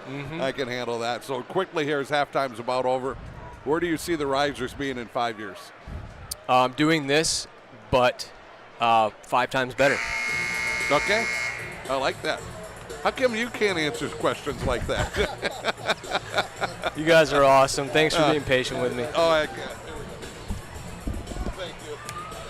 Thank you, man. Appreciate it. That, of course, is the one and only Matt Schmidt. Appreciate him coming up here. Had to interrupt his mom's birthday here. And like I said, that if you're going to have an excuse, you might as well have that as an excuse, right? Yeah, I tell you what, that guy's Saturday starts really early, 4:30. My goodness. Right, exactly. Well, I'll tell you what, Cal. Well, hold on. I want to talk about something real quick. Okay. Scott DeCamp.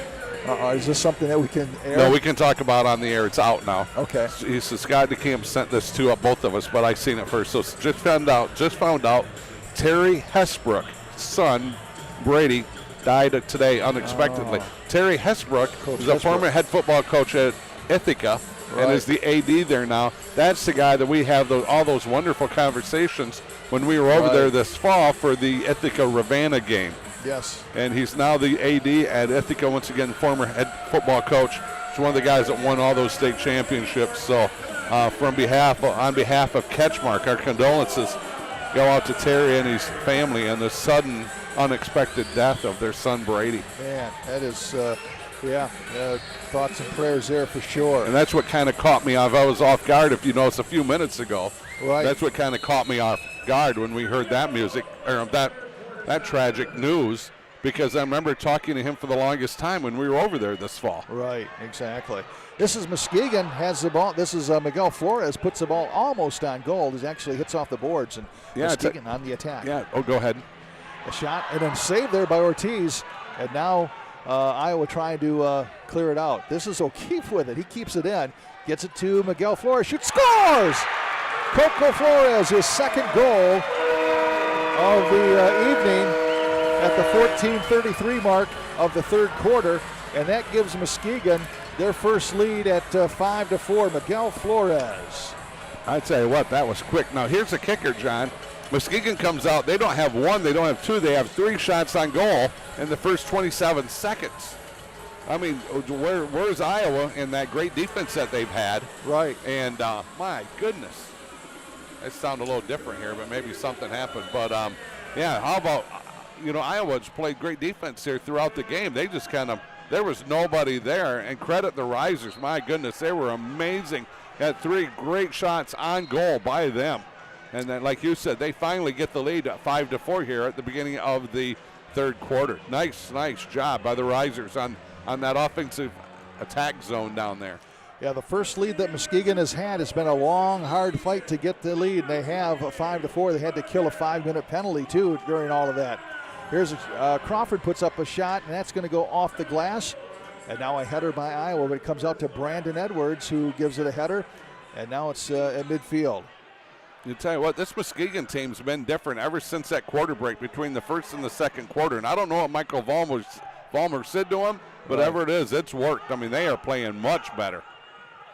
All right, this is Iowa with it. That's number 6. That is Oranzio. When Iowa gets in a groove here offensively, they're just so hard to stop because they pass the ball so well and they know where each other are, or their teammates are. Ooh, Quindo shoots it, and it blocked by Dinsmore, and he is hurt. Yeah, that was a wicked shot that he took.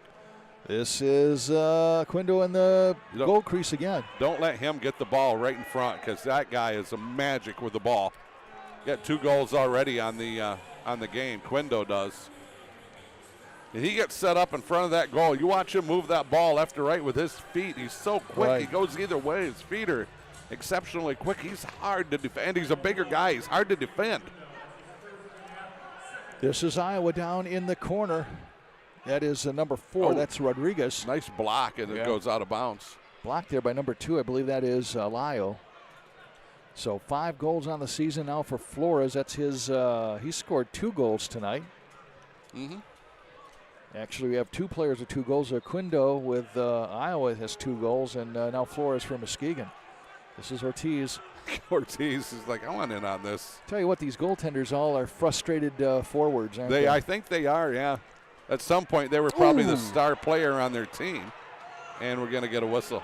Yeah, that's... I tell you what, he's lucky he didn't take a header right into the boards. Right. At number 7. Goes down. Is that a Lyle? Yeah, Lyle. Okay. I think the official's going to say it was, Inadvertent? Inadvertent, maybe. This is Merker, gets it off the chest, and now it comes all the way back out to Iowa. Oh, this is Schmidt. Oh. Boy. No call. No, there's a little bit of a mismatch. Schmidt Schmidt's big. against Jesus Rodriguez there. Now the ball's kicked down into the Muskegon zone. Header by Merker, and tried to put it in, but Ortiz has it there. Nice job by Merker. I think he wanted to try to head it and then head it up and over top of the keeper. Right. Just couldn't quite get it there. That's got to be so hard. You're on a dead run and then try to time all that perfectly. Right. First of all, he can run. Header shot by Iowa, and it's missed. It's over in the corner now. Battle for it, comes back, and again, Lobo doing some roaming around there. Mm-hmm. And it comes back out, and Iowa will reset at midfield. Quindo with it. Works it over here left side to Ramos. Puts it on left side, and this is Lobo kicking it away. Oh, and they about tripped going backwards. Right. Here about a 3-on-3, now 3-on-4 as Muskegon does a line change. Up to Cody Loss. Loss now goes down, and that's Dancer with it. Gets it back to Lepan Islas. And I think Loss got stepped on. He's coming out. Looks like he's running okay now, but he was hobbling there for a little bit. 11:58 left here in this third quarter. Muskegon has the lead, 5-4. Action-packed end-to-end game. Nice crowd. This might be the biggest crowd that we've seen this season, Cal. Yes, it has been. Nice crowd here tonight, especially on a snowy night. It's not like it's sunny and 60 out. Sure. Here Stolen comes away. Flores. Flores shoots. Oh, nice save there by Ortiz. Nice stop. Oh, and a bicycle kick by Flores over in the corner. 2 good opportunities there by Flores. We credit the keeper also for getting the job done. And now Ortiz comes out, grabs it. He's looking for somebody open. And he just flings it out, and it comes out to Quindo. Quindo just is so good.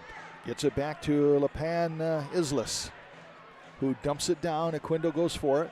Yeah, he just took O'Keefe and moved him right out of the way. Right. Yeah, O'Keefe's been sticking to him like a terrier. Yeah, right? he's doing a great job, but O'Keefe is just, he can't handle that size. Pass over left. Quindo's big and he's strong. Yeah. Rojas gets it back to Johnson.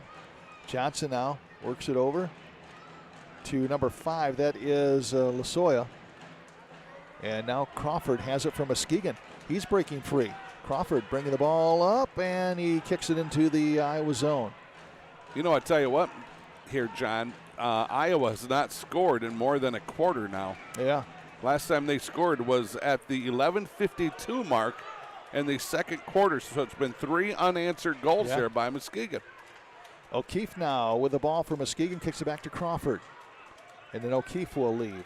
Crawford kicks it up, and he and Mendez get tangled, or Mendez and Dancer get tangled up. Going to have a whistle. It's going to be Iowa ball. So Iowa will have the ball. 10:31 left here, third quarter. Muskegon up 5-4. Muskegon trying to win to desperately keep their very slim playoff hopes alive. And they're going to have to they're going to have to win out and then hope for some help. And now we have Pill getting tied up there with Ruka Kaiser. Ruka Kaiser, too, wanted a penalty. I think he turned right around and said something to the official. Schmidt puts it back on goal to Lobo. Lobo kicks it out. Comes up to Flores, but he can't handle it. Comes up. Oh, nice pass. Kick. This is Lobo coming out, and Lobo is still out of the net, and it's Schmidt clearing it away. Nice job by Michael Schmidt to get over there. Seen what was happening. Slid in the keeper's box. He can't touch it with his hands, but he can touch it with his feet. Nice job by Michael Schmidt. Good recognition. More than likely saved a goal there. 10:08 left here in this third quarter. Ooh. No call, good no call. No, that was Orazio. Now coming back is Flores, 3-on-1. Over to Schmidt. Schmidt slides in, and it goes off the boards. Schmidt wants a penalty. He won't get it. He's not going to get one. Nope. Here comes Iowa now. This is Davis. Davis kicks it over here right side.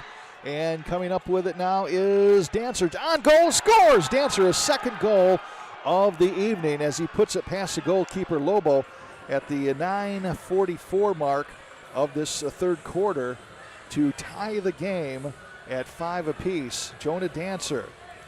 Probably should. Well, if you're a Muskegon fan, I probably shouldn't have said anything, right? They haven't scored in more than a quarter. Right. In about a minute and a half of gameplay, they score.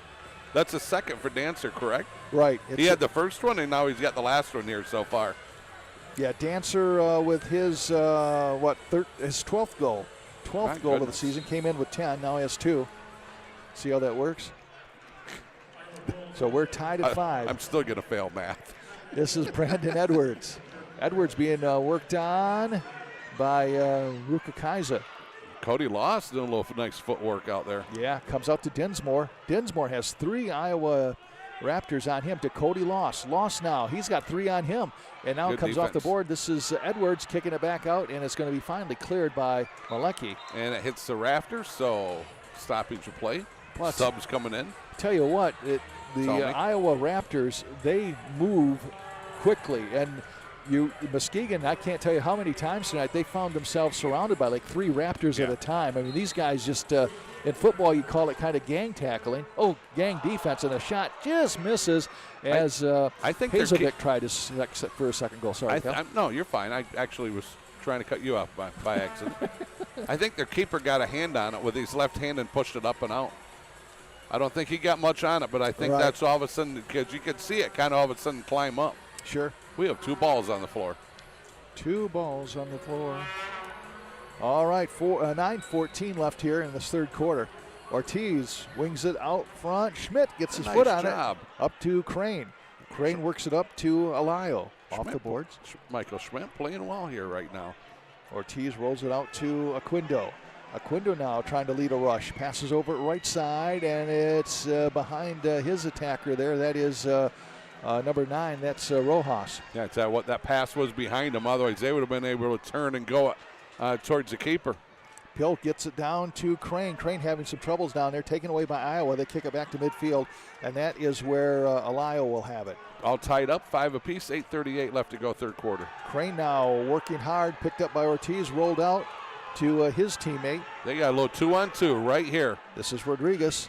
Rodriguez driving, shoots right on goal, and Lobo has it. Nice job by Lobo with an easy stop by him. Nice long outlet by Lobo. To O'Keefe. O'Keefe hits the brakes. Iowa flies right by. O'Keefe caught his team on a line change there. He was all by his lonesome. He was looking for some help. And now comes back to Pill. He looks up. Why am I only seeing pink jerseys? Yeah. This is not good. Boy, Lobo way out of the net. And now here comes Iowa. Look out. Pass over right side. This is going to be Rojas. Oh, blocked by another block by Edwards. 2 blocks by Edwards. 2 bruises by Edwards tomorrow morning. Right. This is Merker battling for it for Muskegon. 7:44 left. That's got to sting, man. Oh, jeez. This is Loss getting it to Edwards. Boy, and Edwards. Got to have a foul. No foul. Yeah, that's what Edwards just said. No foul. Yeah. Kicks it down. Merker has it over in the corner. Let's see if they can catch up to him. Merker now. Yeah, Merker had nobody there. No. Merker might be kicking it back out. He does to Alayo. And then Merker's coming out. Alayo now dumps it down in the corner. That's Hazelbeck with 1 goal on the night. Gets it back to Brandon Edwards. Brandon Edwards to Crawford. Back to Edwards. Over to Alayo. Alayo to Crawford. Dumps it down in the corner. Good job on the call. Iowa has it stolen back. And a header, and off the boards. Oh, my goodness, that was that was Miguel Flores trying to make a bid for his 3rd goal. Flores, that was spectacular. Even if you missed, but it was spectacular. Orazio with it over left side. Oh, and knocked down there by Alayo. Good defensive play. Tell you what, it's getting a little bit physical out here. It really is. This is Hizovac. Mike Vollmer. His arms are up. He's chirping. I've never met him. He's an intense mug, though. Yeah, he is. A student of the game. 6:34 left here in the third quarter. 5-5 is the score. Here at Trinity Health Arena. John Russell, Cal Van Sinkle, Bill Mann, our producer. Courtney Jemison on cameras. And we are going to have a timeout. So there's a timeout on the field here. And we can take a timeout, can we not, sir? Maybe? Oh, you know what? Is this where we do? Yeah, we're going to do the riser sing-along. I guess we will keep it right here, huh?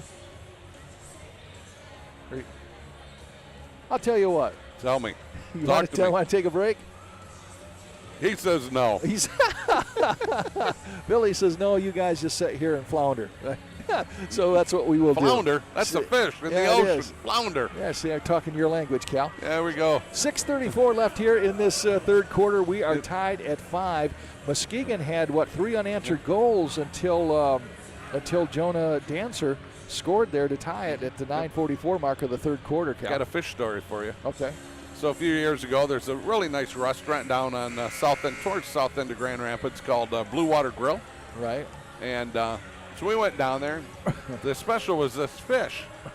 It's a Norwegian fish. I'd never heard of it, but I like fish. I like fishing. I like to eat fish. Right. Wow.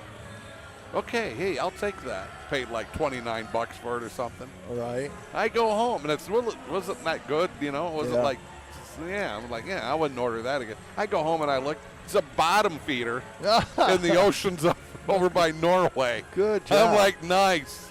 Kind of like a Norwegian carp.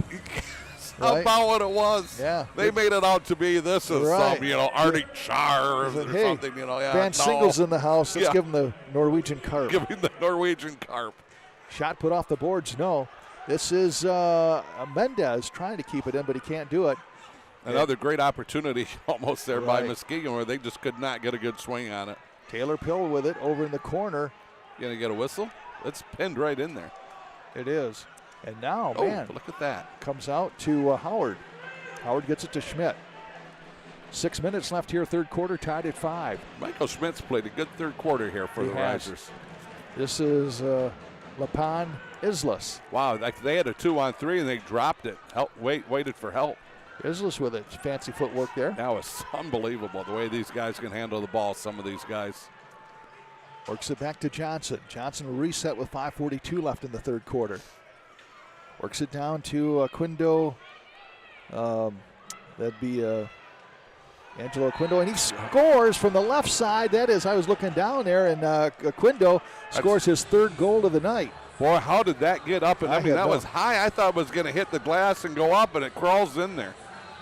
So Quindo has a 3-goal hat trick as he's had he scored 2 in the first quarter. Now he scored 1 here in the third at the with 5:32 left. Yep, he scored at the 4:25 mark in the first and the 1:48 mark in the first. So now, 6-5. So if you like scoring, you're going to like M2 soccer. Yes, you are. Well, let's see if Muskegon can rise to the occasion here. The Risers. Get it? Dump down in the corner. This is Malecki with it. Gets it back up to Davis. Will Davis now 3-on-2 if they hurry. And, Cody Loss comes back with it. Nice steal by Cody. You bet. 3-on-3. Gets it to Densmore. Densmore trying to knock it down. Kicks it back over to Merker. Merker down to Loss, and Loss comes away with it. Good for him. Yeah. Down in the corner. Loss has played some good minutes here today, and then the turnover here. Tried to get a pass over to Densmore. All the way out is Lobo, who kicks it down to Loss, off the chest to Loss, and now we have Loss and Rojas going at it. Emphasis on going at it. Right. Merker has it back at 4:50 mark of the third quarter. We're just going to look at the clock. Down in the corner, this is O'Keefe. O'Keefe battling down there with number 5. That is Lasoya. O'Keefe shoots, scores! Ties the game at 6 apiece. Here in the third quarter, 4:38 mark of the third quarter. That is Colin O'Keefe. Nice job by him. John, that was one of those plays where it just didn't look like it was much. Right. The ball's kind of rolling around in the offensive end, that attack zone down there, yep. And all of a sudden it kind of comes off the wall and it comes to O'Keefe, and he's turning and looking and like, oh my gosh, if I get a good swing on this, I can get this in, and he did. Nice job by O'Keefe, but it didn't look like it was per se a scoring play where you all of a sudden you're on the edge of your seat and you're going to go, oh, they might score. that's just indoor game with the boards and everything. Johnson comes back, saved by Lobo. Another kick on goal, and this one's blocked out in front by Pill. Pill working in the corner, and it comes out to Lepan Islas. This is Aquino. Where did I change his name, didn't I? Aquino. We had a riser get kicked, but. And now it comes out to Pill. Pill coming back for Muskegon.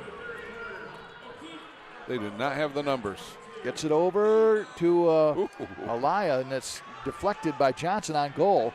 Ortiz clears it, and here comes Rokakaiza. Rokakaiza right side on goal. That is Lobo with a big save. Nice save by Lobo. Smith collides with Dancer, and Dancer got the worst of that. Boy, Smith's a big boy, or Schmidt's a big boy. Yeah, I think Dancer got it high up in the upper chest region. Just might have knocked the wind out of him. Now we have a whistle. Now Schmidt goes down, and Schmidt took exception to Rokakaiza. We have both officials getting yelled at, John, by two different guys. Two of the Iowa guys. Right. The keeper's yelling at the one official, and another one of the Iowa guys is yelling at the other official. Shot we got to break out. All the way up now. This is Dancer, shoots right on goal. Lobo has it. What a shot, though. Yeah. I mean, right on dead center. I mean, nice stop by Lobo, but you're on the dead run, and you can kick like that. Wow, special. Alayo now kicks it, tries to get it up to Howard. Howard does come back for it, gets it back to Alayo. Alayo kicked that ball right between that Iowa's guy, the defender, his feet. And now we have a battle for it. Pass over right side. This is Edwards getting a foot on it, kicking it back, but it's intercepted again by Iowa. This is Malecki. They got to wait because they're changing, doing some line changes there, so they cannot attack until now they're all set. Quindo had it for a minute, gets it back to Malecki, works it over right side. 2:43 left here in this third quarter, I should say. We're tied at 6. Quindo comes out to Edwards, but he gets it back over to number 9. That is Rojas. Yeah, another turnover here by Muskegon. Quindo, back over shot. Oh, blocked again by Edwards. He's had about 3 blocks here in this third quarter. Oh, shot, and that's off the shoulder of Lobo. Nice job by Lobo. That was coming at his head, kind of. Edwards, oh my goodness, missing a wide open net was number 5. That was Lasoya. And Muskegon catches a break there. He'd like to have that one back. 2-on-2. Here we go, John. Alaya gets it over to Crane. Crane working right side, shoots right on, kick save by Ortiz. And now another shot, and this one's on goal for Ortiz. Boy, nice job by both goalies. Yeah, both goalies playing so well. 1:52 left in the third quarter. Iowa, 4 guys subbed. Muskegon comes with 1. This is Lepan Islas getting it up to, I believe that is Rukakaiza. And now almost this is turnover. Merker. Merker almost had it. Almost a turnover there by Iowa, right. Which would have been, Iowa does not do that. They very seldom turn the ball over. Now the ball is at midfield, comes all the way back, and Ortiz will have it. And he will... Hard to tell what he'll do. He'll do something with it, that's for sure. Down to 1:18 left to go third quarter. Boy, that goes through all the defenders and right on goal for Lobo. Lobo hikes it down in the header by Iowa. Nice move. Rokakaiza. That was a great move because he had Merker coming right down on him. Down to the final minute of the third quarter. We're tied at 6. This is Lepan Islas. Islas bringing it up, pass over right side, and shot. It's going to go wide. And I tell you what, Will Davis was right there if he could have got it. Right in the middle of the net if he could have got it on him a little bit more. And now a shot. Oh, that one goes high off the glass. This is Muskegon trying to clear it. They can't do it. Over right side to Aquinto. Quindo battling for it off the glass. Header and a score by number 14, Davis. And I believe that's his second goal of the evening for Davis. And that puts Iowa back in the lead 7-6 here in the third quarter with just 32.5 seconds left. Will Davis, goal number 2. Man. 13 goals here so far, and this is Risers soccer, man. Right. This is fast. Just in there, you just don't think Iowa gets a couple shots on the goal that looks like Muskegon's going to clear it. You kind of rest back a little bit. You know, okay, they're going to clear. Ball pops up to Davis, boom, and the goal, just that fast. Header in the goal. 20 seconds left here in this third quarter. Action-packed third quarter. This is not like watching outdoor World Cup where it's 1-0 after 90 minutes or something. Down to 7 seconds left. See if Iowa can get another shot on net here. Down to 2 seconds, down to 1 second. This is Losoya. And it's going to be the end of the third quarter. Action-packed third quarter with 5 goals scored in that third quarter. So after 3, the Iowa Raptors lead Muskegon by the score of 7-6. And we will take a timeout and come back here for the fourth quarter of action with the Muskegon trailing Iowa 7-6. You are watching CatchMark SportsNet. You know, we started 1987, July of 1987. The company was founded here in Grand Rapids, Michigan. We recruited Mario in to join our company as one of our branches to serve the Muskegon community. He has grown to 5 locations, serving people up and down the lake shore. A lot of companies, they're sometimes in it more for themselves and closing that deal for just their monetary reward. And I think with Mario and his company, it's not just that. And I don't know if that always happens in our world.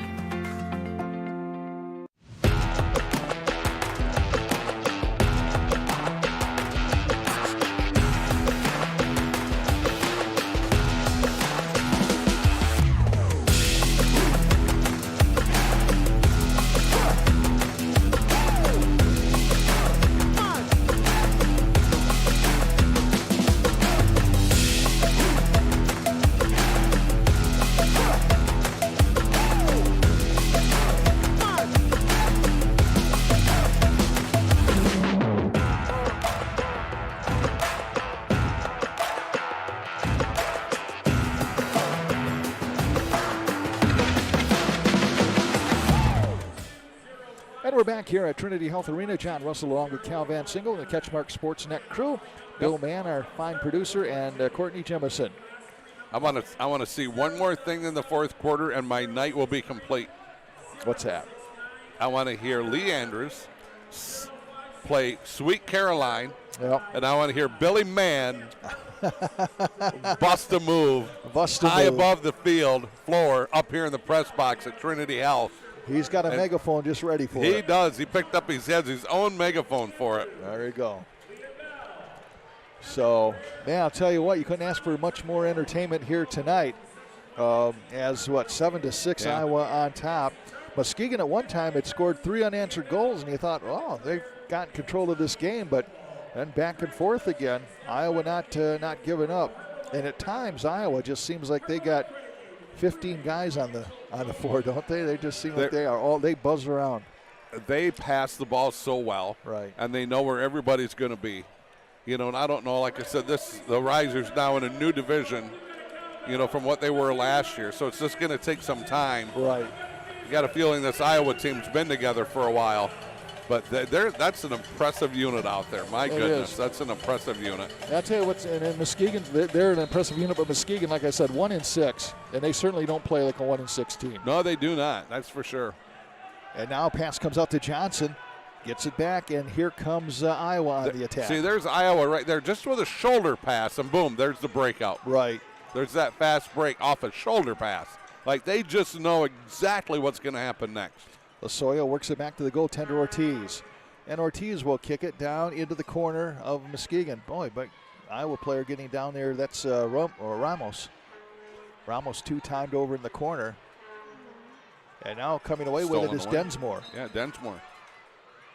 With a nice steal. Oh, must have been a penalty. I guess so. So Muskegon will have it. You know, Iowa's got a 1-goal lead here, which isn't much in this game. Right. But do they slowly start working on this clock a little bit? You know, just to try to get an extra 3 or 5 seconds off every time they can. Yeah, it's interesting because you would think that's the case, but sometimes. But I think the fact that it's just a 1-goal game is going to keep them on the attack a little bit. Oh, coming all the way down here is Rojas. Puts it right on goal, and that is a big save there. And another save by Lobo. Yeah, Rucaza over there almost had it, almost had an open shot from the left side. This is Rojas kicking it back over to number 6. That is Orazio. Gets it back to Ortiz. Ortiz now. Gets it stolen by Cody Loss. Cody's had a nice game tonight. He has. doing what a defenseman has to do, plays defense, right? Yep. Kicks it down in the corner. And now going for it is their goaltender Ortiz. Kicks it back out to Rodriguez. Over to Malecki. He had to play that off the ball. He had to wait for it. Malecki Right. did. Rodriguez goes back for it. Now it's taken to Lepan Islas. To Malecki. Malecki's been all over the place tonight, hasn't he? Yeah. This is Arquindo. 3 goals on the night. Gets it to Malecki. And coming out is Lobo. And Lobo's just going to kick it out. But You could have called that a foul. Cody lost with a good push in the back. Didn't take him off his feet, but definitely pushed him in the back. Tell you who's had a heck of a game is Arquindo. He has 3 goals on the night, right? Yeah, he's a special player. Down into the Muskegon zone, and that's going to go out of bounds. So 12:51 left in this one. Muskegon trails 7-6. Iowa trying to keep pace with the Iowa Demon Hawks, who are 4-1, trying to make it 4-1 for them.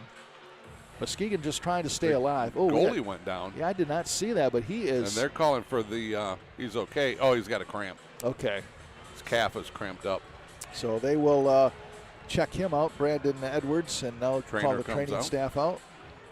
You even hate to say somebody went down because of what happened a few weeks ago on Monday Night Football. Right. You know, it's, went down. What do you mean he went down? Oh, no, he just got a cramp. Nice crowd here tonight at the Trinity Health Arena. Great atmosphere. A lot of people. This is a really nice crowd here tonight. Yeah. Can't say this enough. Come on down if you've not seen Risers soccer. Come on down and enjoy the fun. It's much more than a soccer game, even though that should be enough, and it is, all the action that goes on. But got the music by the PCN production crew. Got Lee Andrews down here entertaining the crowd. Just put on a really, really good show, that's for sure. And we have food. And there's 2 restaurants in here. We got food. Yeah, got Rad Dad's and Carlisle's, and then they got a really good concession. Yes, they do. Great concession stand. And really not an unfriendly seat in the house in terms of, you're at the concession stand at some places and you hear kind of a little hubbub going on the field, and you say, oh man, I got my popcorn at the wrong time. But here you just turn around and you're seeing what's going on. Yeah. Great venue. And I tell you what, if you have a group outing, they have some suites here available too also. Suites for the suites. Here comes Crawford. Moses Crawford now shoots it on goal, and Ortiz dives for it, sprawls out and gets it. Moses did not get the swing on that he wanted to. Passes. Oh, I thought that was going to hit the scoreboard. Must have went right beside it. Comes to Lobo. Lucas Lobo gets it back to Brandon Edwards, back to Lobo. Scoring has slowed down here in the last couple minutes. Yeah, like when you don't have a goal for 3 minutes, it's like, wow, man, we have a shot. Feels like a shutout, doesn't it? It does. Ball caroms off the boards right to the goaltender, Ortiz. So I'm surprised he just didn't hold that. Oh, here we go. Ball stolen by Alayo. Alayo shoots. Oh, he had the wide open end of the net. Could not get it in there, though. Then we had somebody on the right side, Merker. And back comes Iowa. Iowa kind of dodges a bullet there. This is Lepan Islas. Gets it back to Malecki. So like what I was going to say before the steal. Right. I mean, I'm surprised that keeper just didn't hold it for 5 or 10 seconds. Right. Just to try to keep working on that clock a little bit with that 1-goal lead here. Ramos, nice slide to keep it Iowa's possession. Works it over to Orazio. Back to Malecki. 11:36 left. 7-6 Iowa with the lead. Malecki, that's a heck of a name. I think a nuclear medicine or something. I don't know why. It just seems like it's a medical name. Down in the corner, Arquindo. Arquindo's a soccer name tonight, that's for sure. Yeah, 3 goals. Oh, pushed down, and Isla puts on the shot on goal, and diving for it is Lobo. Lobo's had, he's given up 6, but he's had a lot of great stops tonight, and he's been peppered all night long. He has. It's not like they've shot 6 times, all 6 have gone in. He has faced a barrage of shots. And now the ball stolen by Pill. Pill now inside the Muskegon attack zone, but he's got 2 Iowa Raptors around him. Pill's only had 1 goal on the evening, correct? Yeah. Oh, nice kick pass. Scored the first here. Muskegon goal. This is O'Keefe. O'Keefe has the ball. I'll tell you, Rojas giving him some kind of hassle down there. Rojas is going, you make one mistake and I'm on it. Here comes O'Keefe back. O'Keefe and Rojas going at it. Feeds it up to Nelson, or Edwards rather. Edwards off the glass. Oh, comes up, score! Good hustle by Edwards. Yep. Good hustle by Edwards. Mendez scores it as Edwards feeds a pass right to Mendez, who was breaking into the crease. And Mendez scores for Muskegon at the 10:28 here in the fourth quarter. And the score is now tied again at 7 apiece. But Edwards just got it. He's seen it. I don't know if he's seen Mendez coming down the middle. But Edwards just like he had that defender, the Iowa defender behind him. He's like, I'm gonna get on my horse here. And he did. He took off like a rocket. That got down in that curve there in that corner. And then all of a sudden I looked and I think he's seen Mendez. Edwards with a beautiful pass Edwards with a beautiful pass to Mendez. Caught him right in stride, and Mendez buries it. And Mendez, that is going to be his third goal of the season. Yeah, and that's just where hustle wins. Right. Hustle wins there. Pass. Whoa. Boy, Schmidt and Davis. Yeah. He's off the boards now. That's a Quendo, isn't it? Schmidt, no, Quendo going at it. No, that's Davis. Oh, is that Davis? Yeah. Okay, thank you. Yep. I'll tell you, Schmidt's feeling his oats here tonight. He's really been. Schmidt's saying he's taking a dive. Yeah. That's what Schmidt said. He took a dive on me. And then the official laughed. Oh, man. You have to stand up here again, Calvin. That's okay. Action getting exciting. 10:04 left in this one. We're tied to 7. And this is going to be the assistant coach coming back out here. That is Hurwitz, Bobby Hurwitz. But he just passed it the last time. Yep, and a score. Just because that's what they did the last time. Score to Rojas, and Rojas knocks it in for Iowa. And that's going to be at the 10:02 mark. So what, just how the heck did 26 seconds later. Yeah. Man, after Muskegon works to tie it, Iowa retakes the lead 8-7.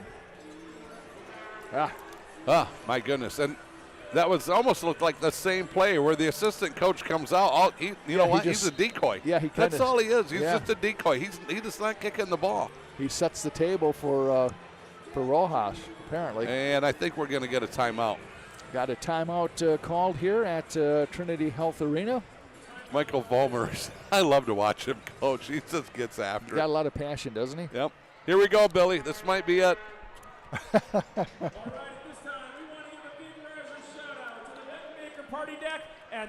Nope, it's not it. I was all ready for it, wasn't it? Goals for, there's too many to go into right now, but just the second half alone, you have Flores scoring for Muskegon at the 14:33 mark of the third period, and then Dancer scoring for Iowa at the 9:44 to make it 5-5. And then you had actually Flores' goal gave Muskegon a lead there for a little bit, and then still in the third quarter, Aquindo scores his third goal of the season with 5:32 mark to make it 6-5 favor of Iowa. Cullen O'Keefe scores for Muskegon in 4:38 mark of the third quarter to tie it at 6-6. Will Davis scores for Iowa with just 32.5 seconds left in the third quarter to make it 7-6 in favor of Iowa. Mendez scores at the 10:28 mark of the fourth quarter to make it 7-7, and then Rojas just kicked on the penalty kick here at the 10:02 mark to make it 8-7 here in the fourth quarter. So that gets you kind of caught up on what's been happening here in the second half, and that's just the second half. Yeah, I mean, there's been a lot of scoring here, and what are we at? 15 goals? Right. 8-7 here. Hey, we're not done. We're not done scoring. I remember last year we had a game that was 21. I think it was 11-10. One of our games last year's 21 combined goals. I mean, it was just like, oh my gosh. If you like scoring, this is a sport for you. Yes. All right, see what Muskegon can do now. Pill with it. Kicks it down into the Muskegon attack zone. And that's going to go off the netting. Yep. Well, Vollmer, tell you what, when he's taking these timeouts, they're effective. Right. I mean, he's making things happen. He's doing a good job over there coaching, but, Iowa's good. They're a good ball club. This is Johnson working it over here right side to Lapan Islas, and that comes out to Ortiz, and He gets it down, but Pill steals it. Yeah, nice steal by Pill. Jumped in the passing lane there. Little basketball terminology for you. Gets it back to Cody Loss. Loss works over to Dinsmore. Dinsmore, 9:32 left, passes it back to Loss. Loss is going to head into the Muskegon's attack zone, and he's going to kick it off the boards. Coming out for it is Ortiz. Hoping for the rebound over there to Merker, I believe. Ortiz fires it out, stolen by Dinsmore. Look out, he's got Merker on his right side, gets it over to Merker. Merker back over to Hazovic, and Hazovic scores his second goal of the night, and we are tied at 8. Hazovic, but Merker with the pass. Yeah. Hazovic's at half court here at midfield. I'm sorry, he's at midfield. He turns, sees a turnover. He comes flying down the middle. Merker's, I'm thinking he's thinking, I'm going to come in from the right side. Looks. Oh, here comes Hazovic. How about a little pass over there? He's got a straight on shot. Merker didn't, and he buries it. So we are tied at 8. 9:07 left here in the fourth quarter. End-to-end action. Man, oh man, oh man. So Hazovic scores his second goal of the night. He's last scored in the first half with 8:13 left. Actually, he scored the final goal of the first half with 8:13 left in the second quarter to tie the game at that time at 4-4. And then Muskegon went into that 5-minute penalty kill, which if Muskegon can win this one, that is going to be probably certainly one of the things that they're going to point to, of being able to kill a 5-minute penalty. Yeah. And then having about as many scoring chances as Iowa had during being shorthanded. They did a fantastic job. Two things I've been impressed with tonight, okay? First thing, Aquindo from Iowa. Right. Fabulous player. Fabulous player. And the second thing is the 5-minute kill here by Muskegon, right. In that first half. So, and there's a lot of other highlights, but sure. That Aquindo's playing at another level. I mean, he's got the hat trick. Don't be surprised if he gets another one in here the last 9 minutes of this one in regulation. Right. I'll throw that out there. Regulation. We might have overtime, John. Might have overtime. This is Iowa with the ball. Oh, battling for it is stolen by to Miguel Flores. He shoots off the glass. No, Brandon Edwards going in for it. Oh man, there goes Ortiz, and Ortiz kicks it out. Comes up now, and this coming out is their goaltender, Muskegon's goaltender, Lobo. Tell you what, that ball gets from one end to the other in a heartbeat sometime. What a pass! Fly over to Flores. Flores shoots. Oh, blocked by Ortiz. Flores had to wait for the ball to settle. He did. Before he could get a good swing on it. And Ortiz, has it blocked out in front by Johnson. Johnson now, boy, Flores is right on him. Flores was right there, but the ball just wasn't, I don't think it was settling down for him enough. Right. Down inside the Muskegon attack zone. This is Aquindo with it. And he gets it back over to Rojas. Rojas gets it. It comes back to Rojas with 8:12 left. We are, tied at 8. Aquindo and who's guarding him? That's Howard, Tyler Howard. Yeah, boy, they're going battling down there. Oh, nice save there by Loa, who came off to cut out the angle. This is Malecki with it. Malecki dumps it down. Header by Davis off the netting. Nice idea, though, wasn't it? Right. Nice idea by Iowa.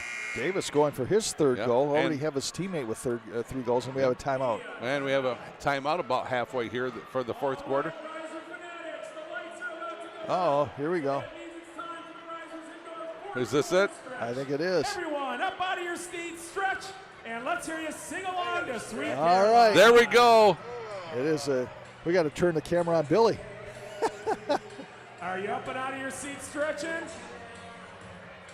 Stretch those voices out.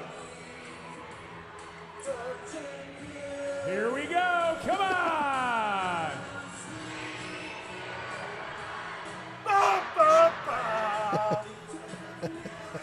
How good? So good.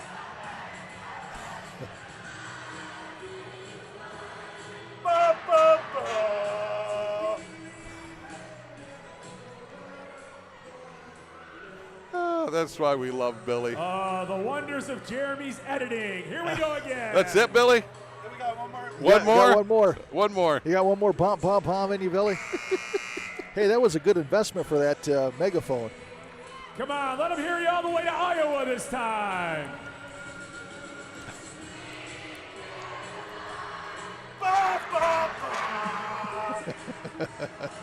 How good? So good!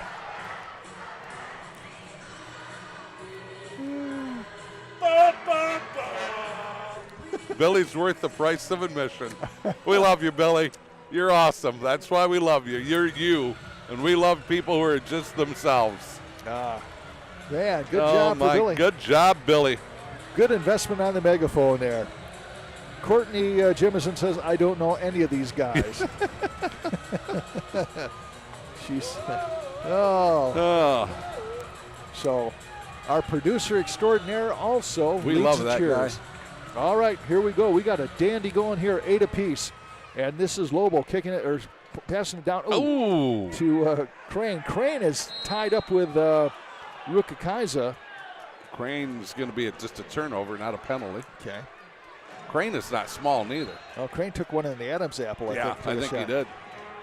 Yeah, Crane's a big dude. He's got some speed, though, for being a big guy. Yeah, kind of like me. Quick, fleet-footed. Exactly.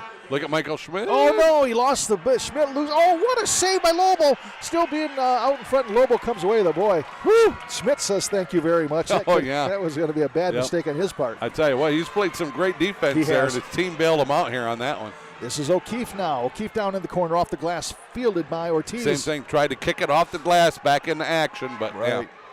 Here comes Iowa back. This is Rojas. Schmidt getting back defensively. Kicks it down in the corner. This is Quinto with 3 goals already. There was nobody there for him. Back to Rojas. Rojas gets past O'Keefe, shoots. Oh, nice block by Mendez. Great job by Mendez. I don't know where it hit him. I think maybe in the foot, lower leg, but maybe sailed right up into the stands. Boy, Quinto is limping a little bit.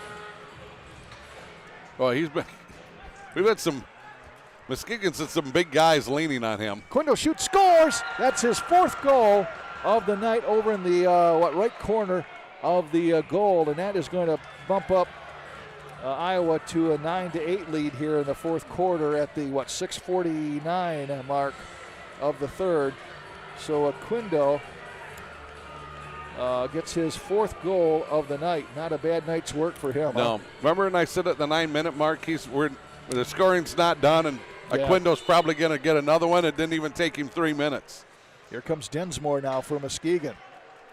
Works it back over to Loss. Cody Loss with it. Back to Brandon Edwards. Edwards looking for Densmore, finds him. Yeah, 4 of the 9 goals here for Iowa are Quinto. This is Merker working right side against Johnson. And now Brandon Edwards gets in the mix. And it is cleared out by Johnson, but comes back to Cody Loss. A little bit just too far. Otherwise, it would have been a 1-on-2 for Iowa going the other way.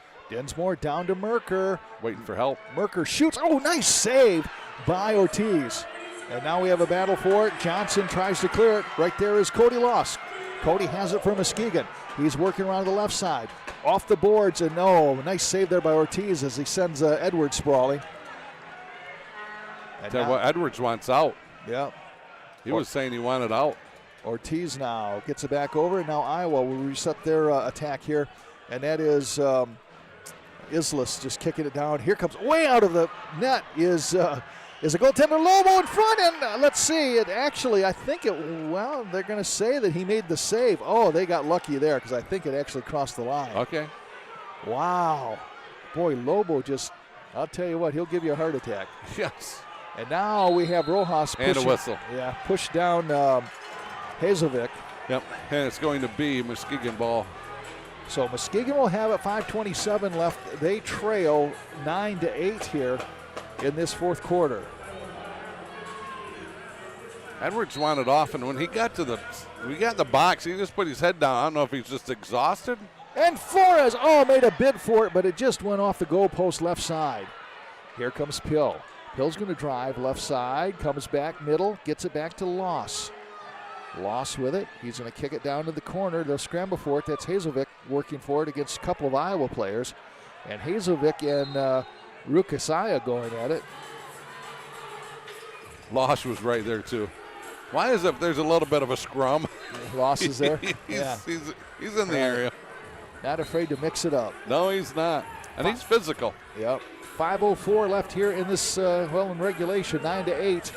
Iowa on top, trying to improve their record to 4-1 and tie themselves with the Iowa Demon Hawks for first place in the North Division. Ortiz kicks it, and Brandon Edwards pushed from behind, and that's going to be, Brandon wants a blue card. He's got it. He asked for it and got the blue card, so 2-minute penalty will come up here as Iowa will be shorthanded. That's going to be Will Davis going to the box at the 4:59 mark. Quindo was chirping. Yeah. He was not happy about it neither. And now Quindo goes to the box and another player takes over. Johnson still talking to the official. Kind of politely, so it's gonna, he'll keep listening to him. All right, here we go. Big power play for Muskegon. They trail by 1. Pass over right side. Oh, just too high by Hazelvik. Boy, he could have tied this game up so quickly. This is Mendez working it over. Right side shot's going to go through the crease. Comes back all the way out to Miguel Flores. Flores to Mendez. 1:39 left in the power play. This is Alayo shooting. Oh, blocked out in front by Johnson. Alayo battling for it. Comes away to Iowa's Rodriguez. You know, I think this is the first time Muskegon's been on the power play advantage, isn't it, this game? They've had to defend it, but this is on the offensive end. Yeah. This is Dancer with it.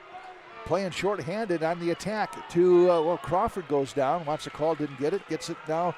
Iowa has it, Malecki. He got the call. They're just late, so. Right. That's what it is. No. Yep. So we got 1:14 left in the power play, 4:11 left in the game. Here comes Moses Crawford kicking it to Mendez. Eldoni Mendez directing traffic. 1:04 left in the power play. Works it over left side to Densmore. Densmore back to Eldoni with 3:58 left, 58 seconds in the power play. Moses Crawford to Mendez. Mendez back to Crawford. Crawford with it to Mendez. Mendez flags it down. Mendez shoots. Mendez. Oh, nice save by Ortiz. Nice save by him. Got his whole body in on that one. 2 on 3. Back comes Iowa. This is Dancer sprinting for it. Deadly man for them over in the corner. 39 seconds left in the power play for Muskegon. They kick it back and Johnson has it. Johnson now gets it into the Muskegon zone over to Malecki. And Malecki, 28 seconds left. Down to Isla. And he gets it to, it's going to be on goal. And now see if Muskegon get one final rush going here with 19 seconds left.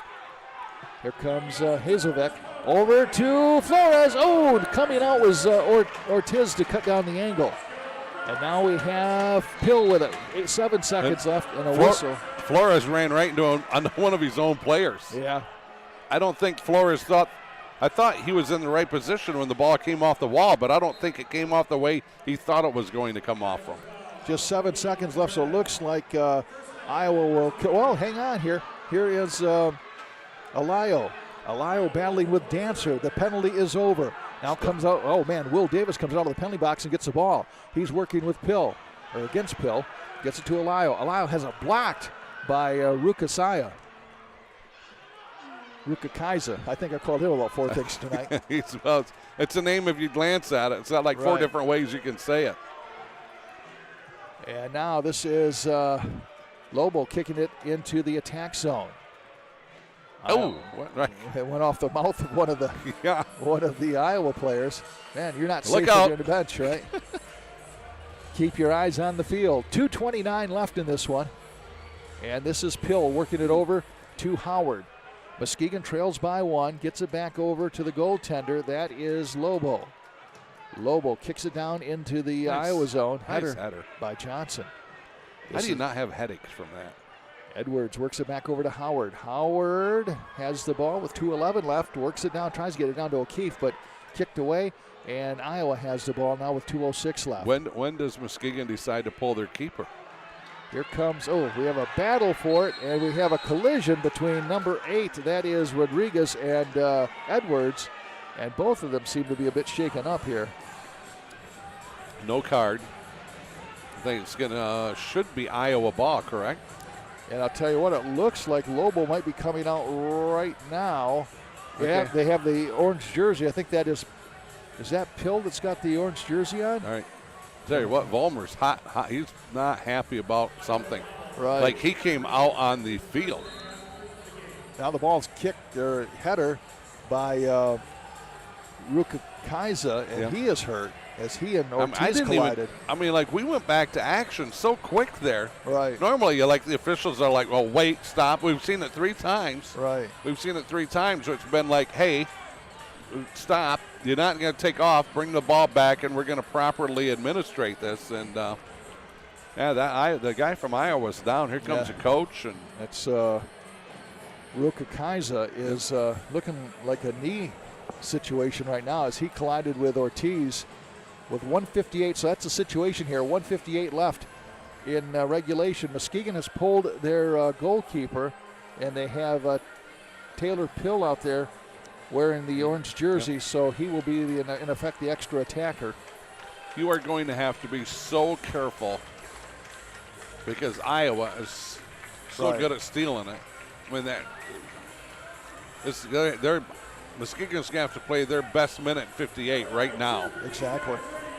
Because it seems like Iowa, that when they get the ball, they know where their other teammates are, and they're gone in a heartbeat. They get from one end to the other. Wide open net for Muskegon. Pill has it, 1:56 left. Muskegon trailing by 1. Lost to Pill. Pill, middle of the field, gets it over to O'Keefe right side. Works it down to Howard, to O'Keefe, to Pill. Down to Loss, 1:43 left. Loss now works it left side. Pill with it. Gets it back over to O'Keefe. O'Keefe right side down in the corner to Mendez.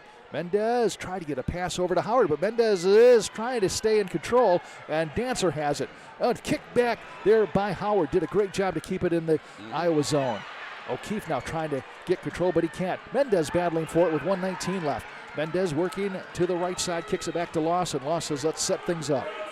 Mendez is so good at hitting the brakes, just like stopping on a dime. Pill with it now, works it down in the corner to O'Keefe. O'Keefe working right side, Johnson watching him. 1:04 left, Muskegon trails by 1. This is Pill with it, over to the left side now. That's Loss. Loss all the way cross field. Oh, gets behind Howard, but Howard can flag it down. Down to 52 seconds left. Muskegon trails by 1. Pill working over left side to Loss. Loss now over to Crane. Crane with it, over right side, shoots, it's blocked out in front. And this is going to be Muskegon still fighting for it. This is Flores with 37 seconds. Shoot, oh, nice block by Ortiz. Header by Malecki. And this is Flores still battling for it. Malecki just tries to clear it. Rojas has it with 28 seconds left. 3-2. Rojas, and now O'Keefe has it from the Muskegon with 24 seconds left. This is Hazelbeck working it over to Flores with 19 seconds left. Flores in the attack zone. Flores now with 14 seconds over to O'Keefe. O'Keefe now, Johnson with a great block, and now it's rolling in towards the goal, but it's going to be just to the right. We got 6 seconds left, and boy, you got to get something going here with 4 seconds. This is Pill. Pill's going to shoot it, and it is going to be a header and a block by Isla, and that is the end of the game. Wow. 9-8 is the final here as Iowa hangs on to win. I tell you what, Muskegon just could not get a good swing at it in the last 2 minutes, could they not? They just could not get a good look, good swing at it. And then again, to credit Iowa's defense, John, they were taking a lot of things away from them. Really were. And that is where we wind up here. But what a game. Fantastic game. Oh, you betcha. 9-8, what a game. You know, Muskegon's going to be, 1-7 now. And you just look at it and you think, man, what a lousy team they must be. But they have been, and I think there's just one game that they really just gave up a whole bunch of goals and were never really in. But every other game they have battled all the way through it. And they're just playing in a very, very tough league this year.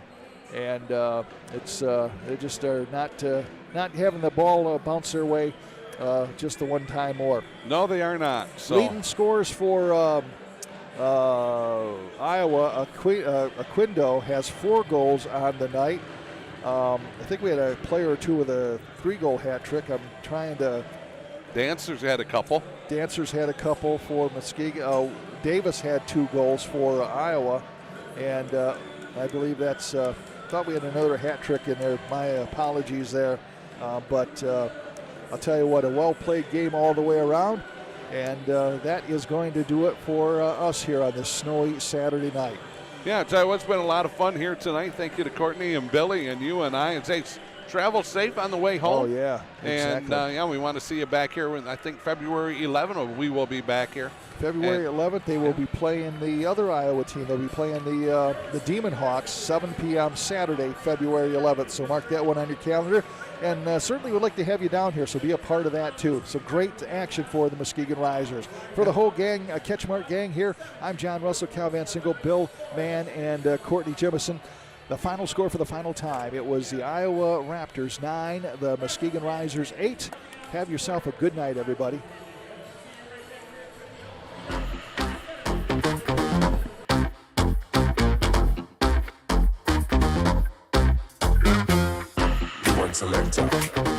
Rewind selector.